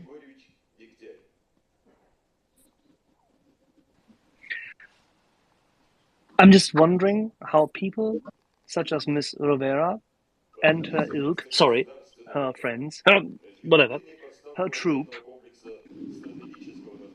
believe that they can go on with an operation like this. This is the single largest battle between good and evil, sorry, but it is, between the free world and a willing force-on-force conflict risking authoritarian government since the Second World War. It is the single biggest force-on-force conflict we can currently imagine, and we see a genocide. And the organization, which prides itself on helping the oppressed, those who are in the middle, those who are suffering as a consequence of war being waged by authoritarian governments, or by being in the mills, between the millstones of different projects of, say, world power and domination. That specific organization fails on the facts, not even on the interpretation, it fails on the facts and then the interpretations, and then has the chutzpah to yet again project evil upon those who defend themselves. I think this is the self-liquidation of Amnesty International, and it itself disenfranchising itself from its donor base. Well, I mean, yes, but entirely. And when you say chutzpah, I think that the most obvious example of that was when, you know, Amnesty Secretary General tweeted out that, you know, Ukrainian mobs and trolls were attacking them for their report. It's because in the organization's senior leadership's mind, Amnesty is the impartial organization that is infallible, and all criticisms are de facto by trolls and mobs, because who else would criticize Amnesty International, such a perfectly impartial organization, despite the kind of what we've now revealed, you know, has been revealed to be an extremely sort of shoddy process that it operates by. You know, Tom, we're talking. It's interesting for some of us. CH me there, Axel, please. When it comes to I wanted to ask, I had to drop off earlier, sorry about that.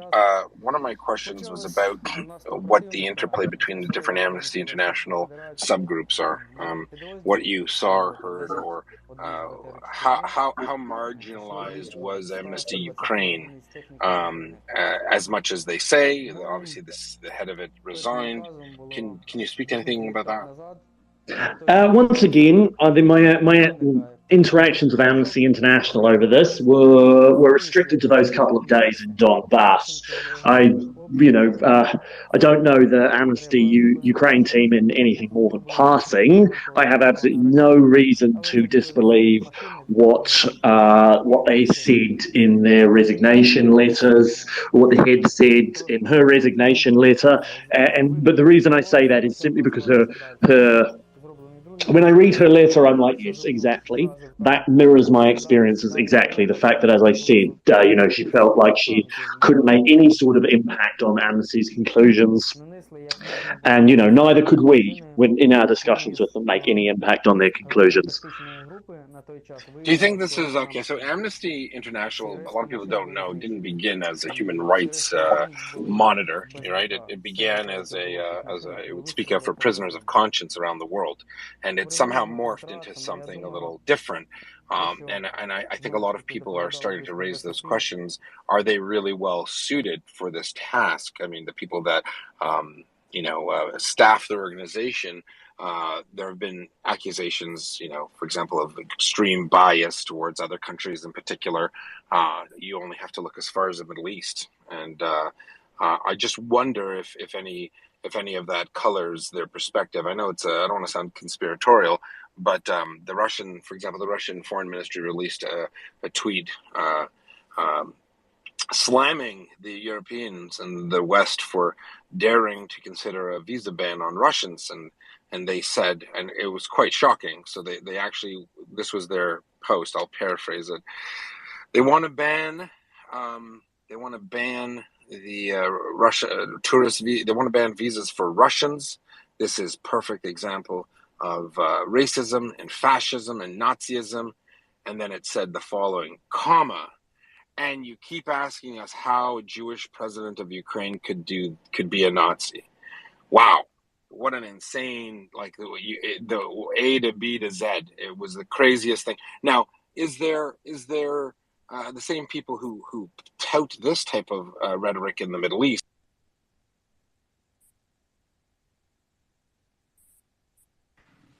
Yehuda? Cut up. Okay, I'll reset him.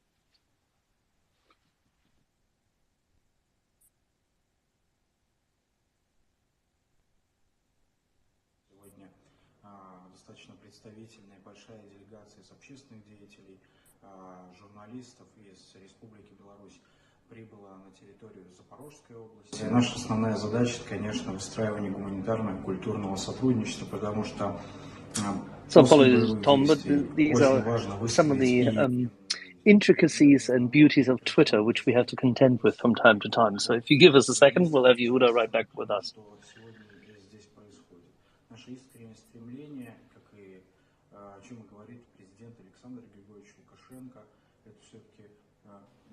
Yehuda, you're back. Мир и безопасность граждан. И сегодня такой, наверное, первый шаг с нашей стороны, такая инициатива. Мы очень благодарны администрации. No, that didn't work. We'll try it again. That's a bit of a pity. Why don't we, whilst we try to cycle him back up, briefly, because this seems to take a second. 1 second, hold on. Or maybe we'll get lucky. 3 times as a charm. 3 is a charm. Can you hear me now? Perfect. Yes, I couldn't hear Tom's answer. I don't know where I got cut off. I guess what I'm asking is that, people look at Amnesty International's track record in the Middle East, where arguably there are plenty of other countries with a worse, human rights record than Israel, but yet it's the focal point of it, and it can seem to do no right, even when it's faced with a literal terrorist-led government in Gaza, and they're often 100% on the receiving side, and a lot of people see similarities with Ukraine. That's where they feel Amnesty is going. That Ukraine can do no right. Is this a common thread? I mean, we're seeing it a lot more, and you have the weirdos and the extremists, anti-Semites on both sides of the divide, who generally use the same tropes against Zelensky as they do against Israel. Is there a relationship, like Ukraine gets attacked for defending its cities from within its cities? It's not the same conflict, obviously. There's a complete different parity in the Middle East, but I want to know if you would speak to that, or if that is a bridge too far, is what I said before I got cut off.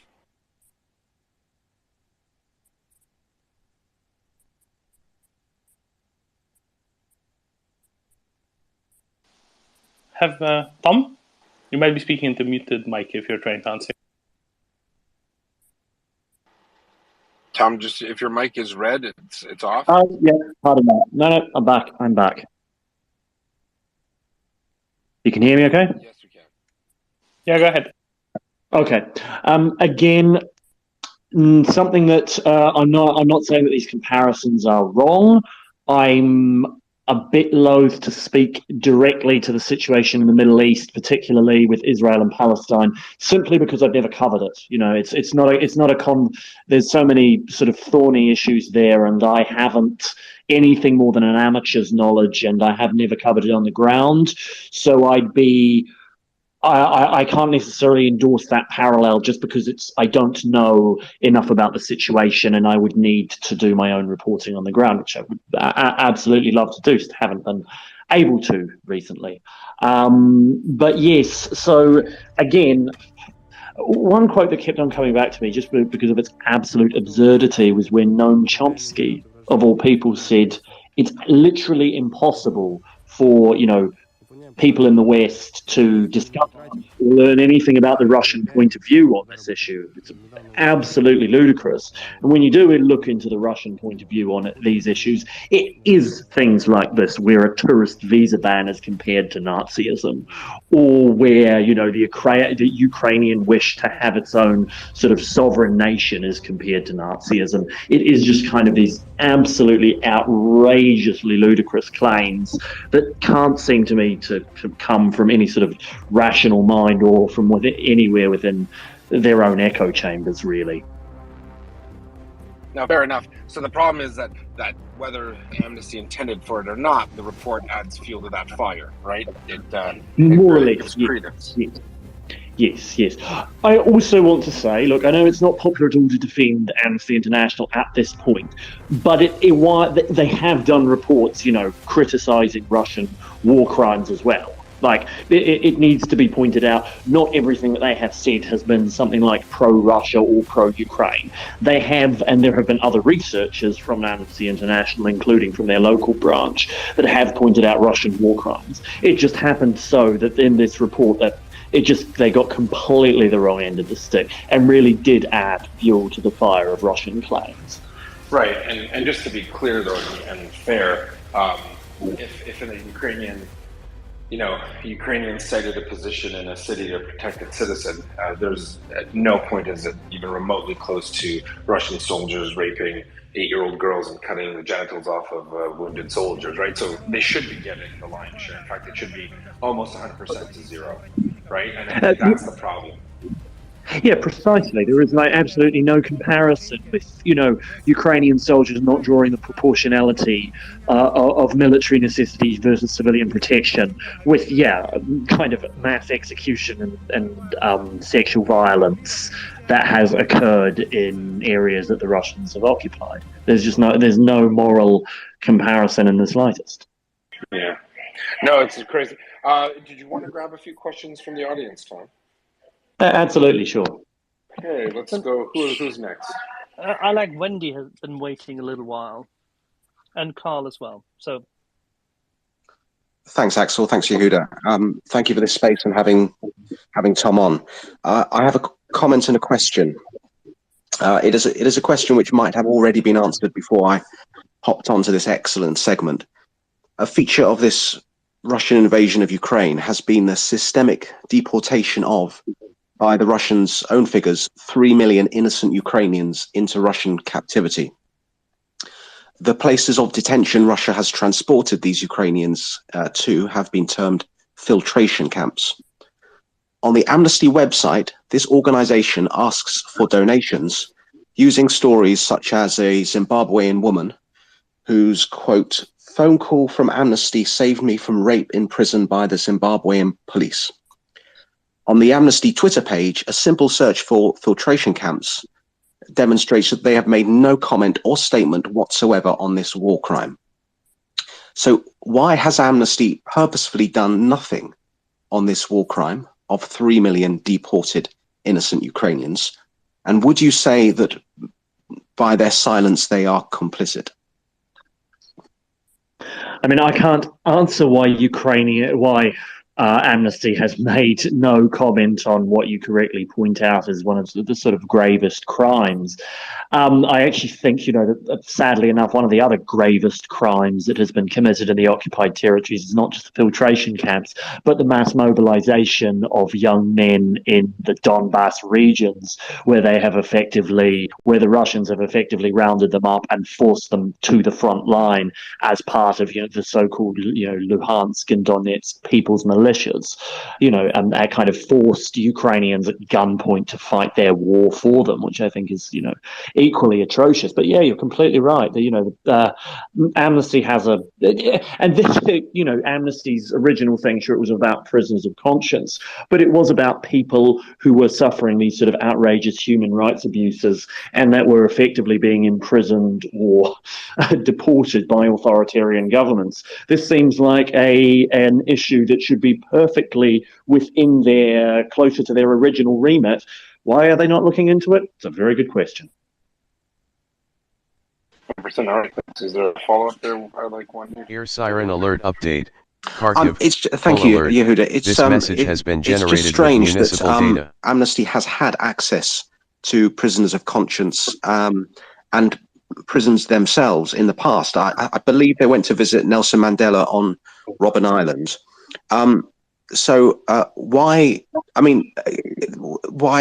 no public statement whatsoever on a war crime which has been rather well documented and has clearly been happening? Why are they silent on this particular war crime? So thank you. Yeah, it's a completely fair enough question. Why have they been silent? I don't know, and it's not like once again, it's both a very, very well documented issue. It's also an issue that it's not particularly hard to get information from. Ear siren alert update. There have been a number of Kharkiv. Ukrainians that have been This message has been generated who with have managed to municipal find data. their way out, whether it's over the borders with Georgia or Estonia or Finland or wherever, where they can effectively, where they can leave if they have the transportation means to do so. So it's not like it's an issue that is particularly difficult. For instance, I happen to know people that I've spoken to myself, from Kherson, were moved into Russia and managed to escape via Georgia. So this is an issue that they have, perfect access to people that have been through this particular crime. Why they haven't interviewed them or haven't made a report about it when it's right up their alley and within their remit is beyond me. But it seems far more within their remit than the specific positioning, and within their expertise than the specific positionings of the Ukrainian military when it's defending its front lines and its cities. Yeah, no, Tom, that's exactly so. In a nutshell, I think that's where people are going with a lot of these comments. It's they have a specialty, yet they're out of their wheelhouse. They do not have the military experts. They don't have the international, conflict lawyers, those who study war in a legal sense. Yeah, they went out and did this. Actually, if I can stop you, the thing is, they actually do have people like that on their staff, or within their very, very, very, or people that would be very, very easy for them to contact. Do you think there will be any sort of human rights professor or lawyer in the world with Amnesty International called up and said, "Hi, we want your opinion on a contentious report we're about to run"? They do have access to all of these people, and they chose not to speak to these people. That was my point. So they have access, they just don't. Yeah, that's what I meant. I mean, the point is they didn't utilize the resources that would be available to them. And the low-hanging fruit, such as, prisoners of conscience, they've not even touched. There is kind of I think a very deep, there's a belief that a lot of people hold that the people who make up Amnesty, though, the stakeholders, might very well look at it in a Chomskyan point of view, that this was NATO's fault and the West's aggravating Russia.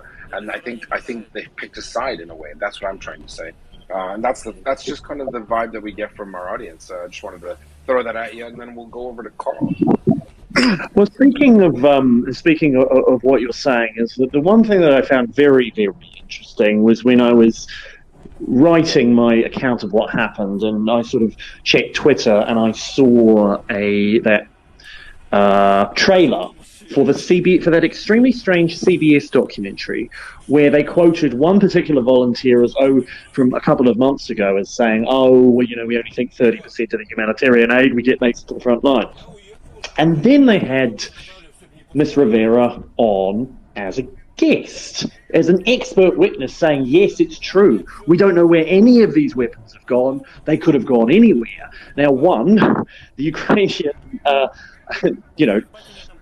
the United States, United Kingdom, and Ukrainian military do not share with Amnesty International the logistics chain of weapons going to the Ukrainian front lines. It's one of the most closely guarded military secrets in the world. And two, this is literally echoing Russian propaganda very, very closely of why we shouldn't send weapons to Ukraine. This is what the Russian government's line is, that one, these weapons are going to be useless, or two, that these weapons are going to fall into the hand of criminal gangs and there's no way to trace them or whatever. And here she is, as an Amnesty researcher, coming on and backing that line up in full. And the reaction to that was so bad, both from internationally and from the Ukrainians that had participated in that documentary. They actually had to withdraw that trailer and said, actually, no, we've got to go back and recut this documentary because we've gotten it wrong. So if this was a one-off incident where she had just gotten it wrong on this particular aspect of the actions of the Ukrainian armed forces, perhaps you can overlook something like that once. But this second appearance suggested to me that she had a specific agenda, and it was just really strange that agenda happened to line up with much of the Russian narrative. No, 100%, and that's where we're going. So it's like once could be an accident, 2 or 3 times as a pattern, and that's one of the things that got a lot of our ears perked. Right, we were like, wait a minute, because that is Russian time. Like they're selling it on eBay. That's actually what the Russians say every day, that HIMARS are being sold on eBay. The strangest thing I've ever heard. Yeah. Let's go to Carl for a question for Tom. Hi there, fellow Kiwi. When I listened to your talking about your interactions with this Amnesty researcher, and just kind of how there's this disconnect from reality, right? You didn't listen to anything that you would say, or even things that were obvious in front of your eyes, whether the holes were bullet holes or mortar holes, and just kept on repeating the same rhetoric over and over. It just reminds me of a Upton Sinclair quote that says it is difficult to get a man to understand something when his salary depends on his not understanding it. But I just don't know, is there something more sinister going on, or is it just some sort of ideological rigidity that kind of just played out in a certain direction that put the blinders on? I mean, to me, it suggests ideological rigidity, and I think the Agnes Callamard tweet about mobs and trolls, it was just kind of this mindset that yes, they are right the whole time, because I would have thought that this was, that was so obviously stupid, and I hope at least have lost quite a lot of money and quite a lot of donations over this very issue. It suggests to me that it's more ideological than monetary factors. Though once again, sometimes it seems like I'm thought of as sort of an expert on Amnesty International when I most certainly am not. But I can't, so I don't know enough about their funding trails or anything like that to speculate that there were darker motives involved. Though it's certainly an issue worth looking into. Well, one could be very sardonic in saying as a conclusion that essentially Amnesty International is fighting for its life, because if the authoritarian part of Mordor is being fought off now, there will be much fewer sources for other terrorist states where Amnesty International then has to save prisoners and protect civilians. In that regard, maybe there's just an institutional motive. But then again, I would never go that far. That would be unfair, would it not? JJ. Thanks, Axel. I wanted to actually ask Tom about some of his other reporting, so I'm not sure if you'd like me to defer to Tim or do that now. I wouldn't mind asking some questions on my other reporting, actually, yes. Okay, fantastic. I asked this question a couple weeks ago of another wonderful reporter that was here. And it's what types of stories are you being asked to work on? And what types of stories would you like to be working on right now? So I'm actually quite lucky, both as a freelancer and both with my clients that I do have, that I'm very, very free to choose my own topics and my own stories. What I prefer, and a lot of it just comes down to personal preference. One thing we're getting a lot of requests for is we're getting a lot of sort of for stories of resilience, how people are coping with rebuilding their lives, how refugees that are coming back are sort of rebuilding their lives. What's it like for people who are coming back? Now, what I would be very interested to work more on, actually, is I'm very, very interested to know more about what's going on in the occupied territories. That's what I think is really, really going to be crucially important going forward, is to what tactics the Russians will use to sort of keep those populations, had to keep their foot on the throat of those populations more than anything. I mean, for instance, right now I happen to be working on a story about, about the military situation down in the south in Mykolaiv and what the potential for retaking Kherson Oblast is within the next few months. And I'm also, of course, very interested to go back to the Donbass and see from my own eyes how things have changed. Have the sort of the Western weapon systems that have been promised and delivered in many cases, have they managed to stop the Russian advance, or does it look as bad on the ground there now as it was when I was there in May? But yes, I'm quite lucky that because this is a topic where there is still quite a lot of interest in, I'm relatively free to choose my own topics and my own interests. How did your project go today? How did my... Pardon? We had a call earlier today, and then you said you would be off to go for another project, and then in the coming days be in the region of Mykolaiv and looking at Kherson. Oh yes, so I mean it was it was a fairly ordinary reporting day where we've just been speaking to people. So the project specifically, hopefully, will be out next week. Will be sort of, it's a number of young people who stayed in Mykolaiv the whole time, whether it was to volunteer or to support their family members. What's it been like living under sort of 6 months of Russian bombardment non-stop? How have you been able to keep living your sort of normal lives? And then we kind of want on Thursday and Friday we'll be going out to some of the villages closer to the front lines, both to the civilian areas and to the military bases, to ask people there about sort of how their lives have been going. Obviously, that would be very much sorry. Apologies. Obviously, that would be very much of interest to us. And as we said earlier today, if there's a chance that when you return, that maybe on the weekend or whenever it's convenient, we could talk about this, because there's a sincere interest both in the experience of people under indirect fire bombardment as well as those who are now closer to the line of contact. Some of them have actually escaped occupation. So the project topic that you just highlighted. I think we have one more question from our colleague, Imperius Guardsman, and then maybe we can jump back to that. Oh, yeah. My question was actually off the back of that CBS documentary you mentioned, because the reason it had to be retracted was because the aid worker that was interviewed saying, we don't know where the aid is going, was actually discussing aid in terms of the wider work done by international organizations and the like, and sort of trying to highlight the inefficiency of some of the larger organizations in actually helping Ukrainians. So I was wondering if you had had come across a similar sort of slanted reporting in that vein. Tom, just unmute your mic. It's my first Twitter space like this. I obviously haven't gotten Tom,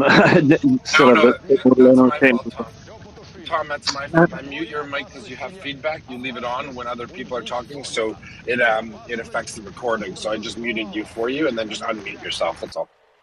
Oh, okay. I thought I'd muted myself, Mason. Okay, understood now. So I think the problem with the CBS documentary more than anything is that there can sometimes be a problem where when journalists get like what we think is the money quote, which they seem to in that regard, they just use that to describe their entire reporting, and then their reporting sometimes becomes slanted around that one particular quote, which might be taken in this case well out of context, or to refer to something that they didn't understand what it was referring to, which it was in this case. There is also, this is the case that sort of back in March and April, there was a lot of problems with the delivery of aid and the logistics supplies of weapons and stuff like that. It was a bit chaotic. It was very ad hoc. A lot of the organizations were sort of grassroots Ukrainians or volunteer foreigners who were coming, and a lot of the big aid organizations had actually a very, very limited presence on the ground, and surprisingly still do. I mean, that's, by the way, another topic that I'm interested in reporting as to, where a lot of these big aid organizations have gone. I can't think, unfortunately, off the top of my head of any other examples of slanted reporting like that. However, having worked in news organizations, I can very clearly see how that's come about. They've found what they thought is the big scoop or the money quote, and they've decided to run with it as the sort of lead advertisement for their work without actually going through and sort of soberly checking the facts and being like, this doesn't actually mean what we thought it would mean or what would be the most dramatic for it to mean. Thanks, Tom. Tom, can we get a commitment from you if you do go into the occupied territories there, or if you get a chance? That would be difficult. As a reporter, I'm sure the Russians are welcoming reporter. I'm just kidding. They're probably not. But if you do get a chance to interview a Russian official, would you ask them this one question? I'm sure. Just if you could just say, "What air defense doing?" Just with the incomplete grammar, would that be something you would do? I'd be happy to do that, although I haven't interviewed a Russian official in a long time. I've interviewed one Russian official in my life. It was the Alexander Yakovenko back when he was ambassador to Britain. That's a story for another day. No, we'd love to hear I'd be happy to ask anything like that. Well, you've seen the comments, right? What air defense doing? Of course. Just for our audience, I've recently got into it, so I think it's hilarious. Okay, let's go full house here. A lot of people are coming up to talk. We have a Chomsky fan, apparently. I wouldn't mind hearing what he had to say to you.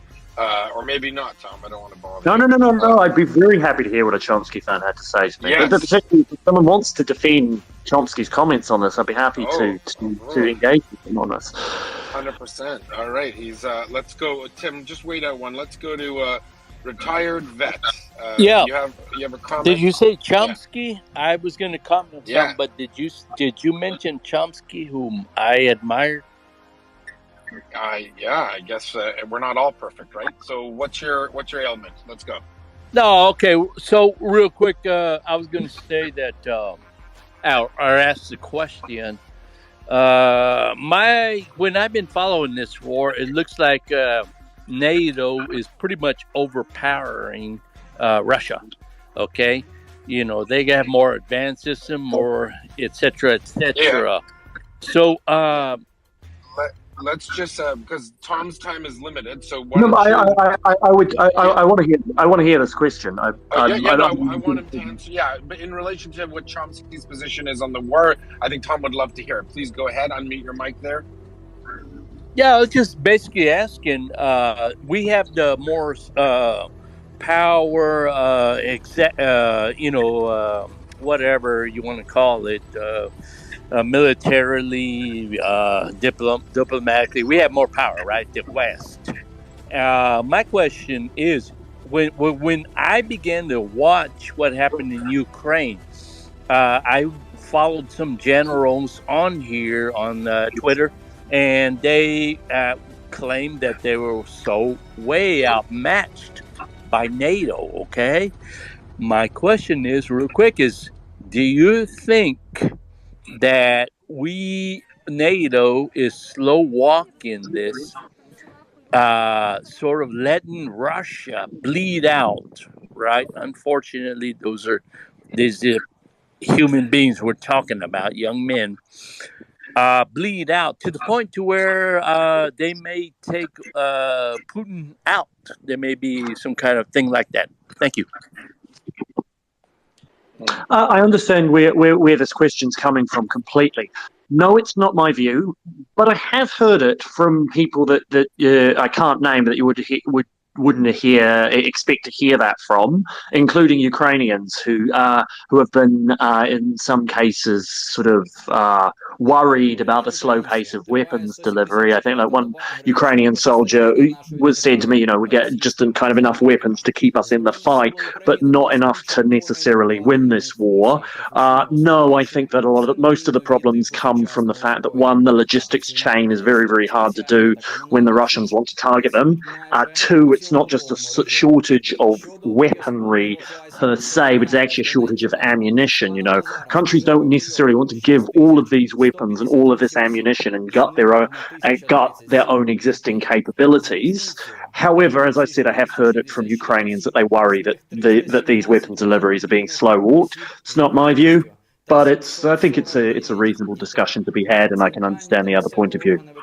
I think as well, coming from the Chomsky world there, that the individual was referring to, and you heard it in his voice, he said NATO is doing this. NATO's not doing anything. NATO didn't attack Ukraine. NATO didn't make Ukraine defend itself, right? So we always want to be careful about some of those comments, right? Because at the end of the day, if you want to, Chomsky and all those types make this look like this was a pre-planned war by NATO to drain not Ukrainians, but to drain Russia. And that's just a silly conspiracy, because Putin still invaded Ukraine. The Ukrainians just impressed the world by not dying, right? One thing I've never understood about the sort of, but NATO encroached to Russia's borders or whatever. Well, there's a number of problems I have with the argument, starting from the fact that, NATO expansion should be a matter between NATO and the countries that wish to be part of NATO. It should have nothing to do with Russia. Two was the fact that, NATO expanded to the Baltics and then never brought any other countries on Russia's border in until Finland and Sweden joined, simply because of the war in Ukraine. NATO was not encroaching further since 2008. When NATO declined to give Ukraine a membership action plan in 2008 in exchange for an airy-fairy promise of, maybe one day we'll let you in. Well, NATO never proved any more of a threat to Russia after that particular period. However, Russia proved much more of a threat to its neighbours. The invasion of Georgia, the annexation of Crimea, and the flaring up of the war in the Donbass. So, that's my perspective on the sort of it's all the fault of NATO engagement, in NATO enlargement. Yeah, no, thanks. And that's exactly what Mr. Chomsky advocates as well. I can't stand the man myself. Tim? Or Doman? Tim or Doman was on. Yeah, I just want to make a very minor point, if I may. Russia itself likewise realizes that it's not in the slightest threatened by NATO, or they wouldn't empty their garrisons in Pskov and Kamenka and everywhere else on actual NATO borders. Sorry, Tim. Thank you, Doman. I would like to thank, as one of the mods on this space, I'd like to thank Tom so very much, if you'll pardon the pun, for appearing on the channel. This has been. I've heard puns about my last name for a long time, since I was about 6 years old. So nothing. Oh, I thought it was the first. I thought it was the first to make that joke. Oh no. But thank you so very much. This has been one of the most engaging and interesting conversations I've heard on here. So thank you so much. I have one last question, returning briefly to your favorite topic, Amnesty International. Do you feel that Amnesty International has been politically compromised on an institutional level at this point, or do you believe this was just one fuck up? Again, not having been an expert on Amnesty International, it's difficult to say on this topic. Look. I would be willing to go back and in the future, if they release a report on, I don't know, taking a conflict at random, the Tigray War in Ethiopia, I would be willing to read an Amnesty report with an open mind and say, okay, have they done the proper research? But I would never see the conclusions of an Amnesty report again and believe them. I would have to, know something about it myself or go deeply into the research, the report. But I would be willing to read reports specifically by other researchers with an open mind. However, as I said, it did very much worry me that the organization's Secretary General's first instinct was to dismiss this completely out of hand, which does suggest that this is an institutional problem and not. And the idea, put it this way: the idea that this was a one-off fuck up didn't seem to cross the Secretary General's mind, right?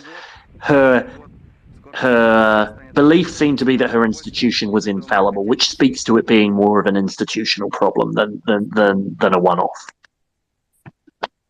All right. I guess we have Carolyn and Katie. They're not together. We'll go separate. Carolyn. If you need a Scottish English translator, Tom, we have Carolyn coming up. So, Carolyn. 108 об'єктів вже повністю відремонтовано. Чернігівська область.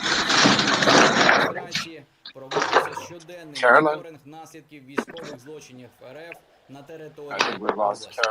Кількість об'єктів пошкоджених та критичної інфраструктури сфери житлового фонду на сьогодні. Hello. Hello from Finland. Yes, this kind of question about the whole question about these soldiers being in middle of the civilians for us Finns is a little bit strange. At least for me, I never did military service. I did my 13 months in the non-military service due to personal reasons. But all my friends have gone to the military, and I have lots of good memories about Ukraine that I did back 2015 fairly large project with some Ukrainian coders, and had a really enjoyed the experience, and ever since have tried to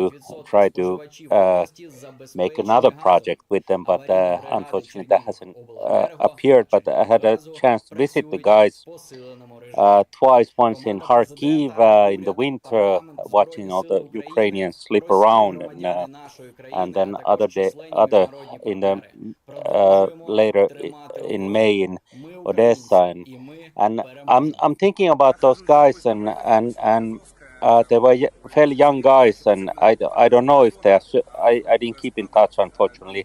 I don't know if they're serving in the military at the moment. But when we are talking about soldiers, we have to remember that these guys are our sons, our brothers, our friends. They are not just soldiers. Did we lose Callie there? Yes, we did. Yeah. Let's steer straight to Carolyn before she loses audio. Go ahead, Carolyn. We lost you, the other fellow. Go ahead, Carolyn. Hi there, thank you. Sorry we lost you, Carl there. Hi Tom, thanks very much for accepting the invite to come to Maria Report. I certainly find it absolutely insightful, and your commitment to authenticity and fact is well received here.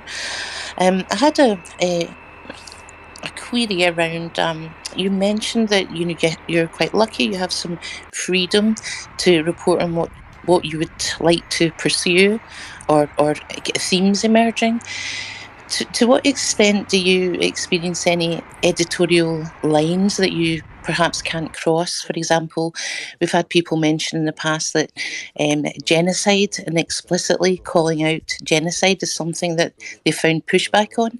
Do you have any experience with that happening with any reporting that you're doing, or any pushback to any extent from clients? Over to you, Tom. Tom, you unmute that mic again, please. Okay. I haven't actually. I've been, fairly surprised. Okay, for one thing, I'm not going to work for a client if they come and they tell me to push an ideological line. That's just, not. I'm kind of not a paid copywriter. I'm a journalist. But no, I haven't had very much pushback from any of the major clients that I've written for to toe a particular line. I've called, I've used the word genocide and I don't think in many, but in probably 2 articles, and I haven't had any pushback on it. The only thing I've had pushback on is, particular interpretations of, okay, can you justify exactly what happened here? Or maybe do you have, specific evidence of what happened here, whether that's photographic or witness testimony evidence, but I haven't felt ideological pressure to follow a certain line, no. Excellent. All right, let's go to Gurney. Tom, I wanted to ask you a future-looking question, and I realize that might be dangerous both to ask a reporter that and especially a reporter in a war zone. So I'll keep it very succinct here. In general terms, are there some subjects you're looking forward to having the ability to cover, whether that's subject areas or it doesn't mean locations? I just mean are there any opportunities you're looking forward if you had the opportunity to capture, to document, to report on, and what they might be? I think, I brought this up earlier in the episode. I'd be very interested to know more about what's going on in the sort of the Russian occupied territories. In fact, I'd be very, very interested to speak to the people who have managed to escape those areas, and I'd really, really like to do a proper story on that. I think all reporters in a war zone, we always want to try and get as close to the, well, not everyone, but many reporters, particularly the ones of my mindset, we want to get as close to the sort of the military fighting and know a little bit more about that as much as possible. One thing I mentioned earlier is, I'm not saying that they're not here, but we often have from the very start seen sort of a paucity of the big aid organisations on the ground, especially the closer you go to the front lines. I don't really want to name any names, but say for the first weeks of the conflict, when I was mostly in either Kiev or Western Ukraine, we barely saw any of them, and a lot of it was being done by ad hoc groups of volunteers or local Ukrainian organisations. I'd very much like to know not just where those aid organisations were, but of the millions and millions and millions of dollars that were raised, where a lot of that money went. And to be perfectly honest, if anybody has any particular topics that they think should be followed up in more detail, be very happy and interested to hear it. And a quick follow-up. Sorry, Johnny, just very briefly before you go into the follow-up. Tom, we did indeed have at least one group already on our podcast stream here, a family which fled out of Kherson.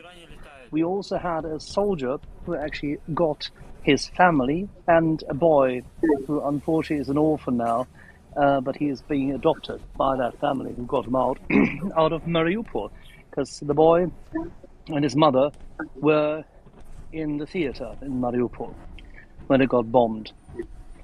And the soldier, while still in shock, returned to the front line yet again.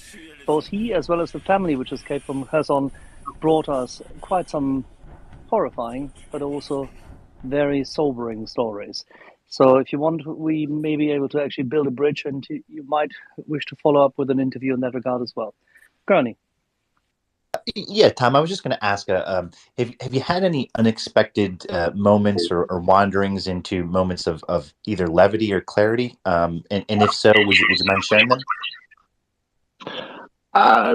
Do you mind giving a little more detail on just what you mean? Just anything that sort of bucks the trend of what you've expected to encounter in Ukraine. If you've had any moments where something was surprising or something was unexpected to you. I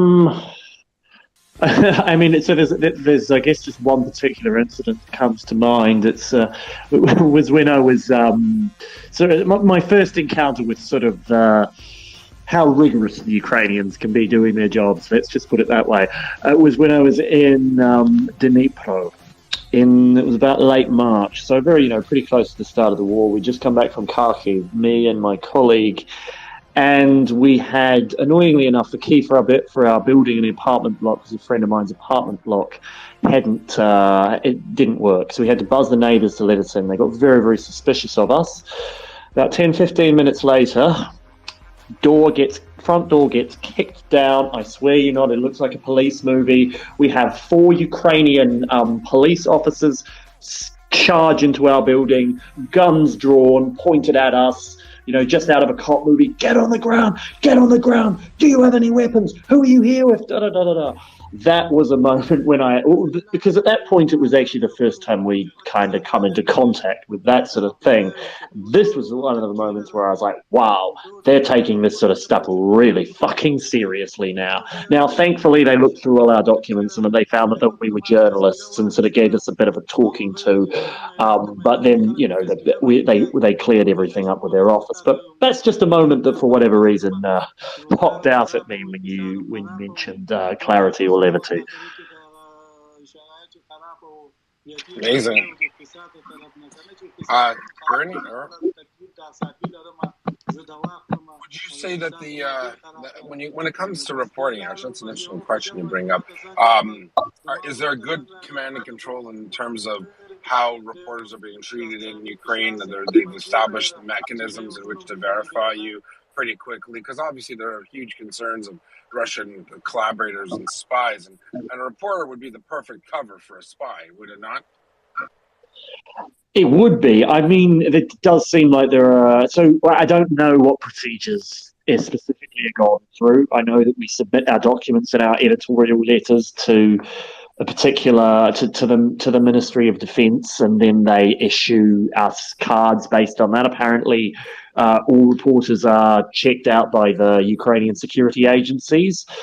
I don't know actually personally of anybody who's been rejected recently, so I can't really speak to their procedures because their procedures are secret. Now, once you're in country, it's basically you show your armed forces accreditation card, and that's effectively a little bit like your passport, a license to, within reason, go wherever you want and speak to whoever you want. I should say, by the way, that with the exception of the very, very close frontline areas, there isn't a lot of interference in the work that we do. If you're walking around in the cities, you basically have free reign to talk to whoever you want, to go wherever you want. And I mean, in a way, I find it almost strange and a bit scary about the fact that you could literally be in Poland or Romania just as a completely normal person, and you could jump on a train and within about 10 to 15 hours go from sort of completely normal, peaceful Eastern European civilization to the very near the front lines of a really, really badly raging war zone. Amazing. Gentlemen. Tom, when they kicked your door down and the episode you described, was that in Ukrainian or in English? Did they know that you were foreigners?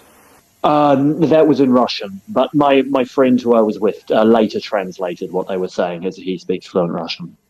And generally on language, I'm presuming that you generally work with an interpreter, right? You would be right on that. I've been trying to learn some Ukrainian, and it's very far from and some Russian, and it's been very far from a level where I would be able to conduct interviews in. That being said, it's not particularly, I haven't found it. Ukraine has a reasonable level of English, higher than I expected, and including all over the country. So, I'll just give you an example of when I came to Mykolaiv, I'm doing the stories I've said on, people who've lived through the war in Mykolaiv for 6 months, and the young woman on the bus spoke English. I struck up a conversation with her, and I spoke to her today, being like, "I'd be really nice, by the way, if I could interview you and also speak to a number of your friends." And she managed to find 2 other friends, both of whom spoke good enough English to do an interview, who I've interviewed, and I'll be publishing their accounts next week. So yes, I normally work with a translator, but it's also not that difficult to find people who speak, reasonably good English as well. How much do you feel that limits you in what you do? Previously, we've had war reporters on here who, like you, work with interpreters, and they said, sometimes it's difficult, especially when it's particularly difficult topics, people who've lost loved ones, people who went through, gruesome injury or were tortured themselves or anything like that, that it's very difficult for them to approach them properly, and it's very difficult to have that conversation through an interpreter sometimes. Is that part of the reason why you're going to be focusing on, say, this younger cohort for this project that you mentioned earlier, just because of the language barrier not really being there? So that wasn't I'm not saying that the other reporters are wrong, but that wasn't a consideration in this specific project. So this specific project, because young people are generally more mobile and so many young people left during the war, the question I was looking specifically to answer was, why did these particular young people choose to stay in Mykolaiv rather than leave? So that wasn't really a consideration, but perhaps it does, is sort of maybe unconsciously I am drawn towards more of the topics surrounding young people just because it is easier to talk with them like that. That said, one thing that can be useful is if you find an interpreter or someone who speaks English locally who has who speaks both languages, who has known them personally. So I'll give you an example. When I was doing the project I did in Kharkiv, I had a team member with me who spoke Russian. However, I was talking to one of the organisers of the metro. For those who don't know, in Kharkiv during the worst of the war, there were thousands of people living in the metro stations, and we talked to one woman, and rather than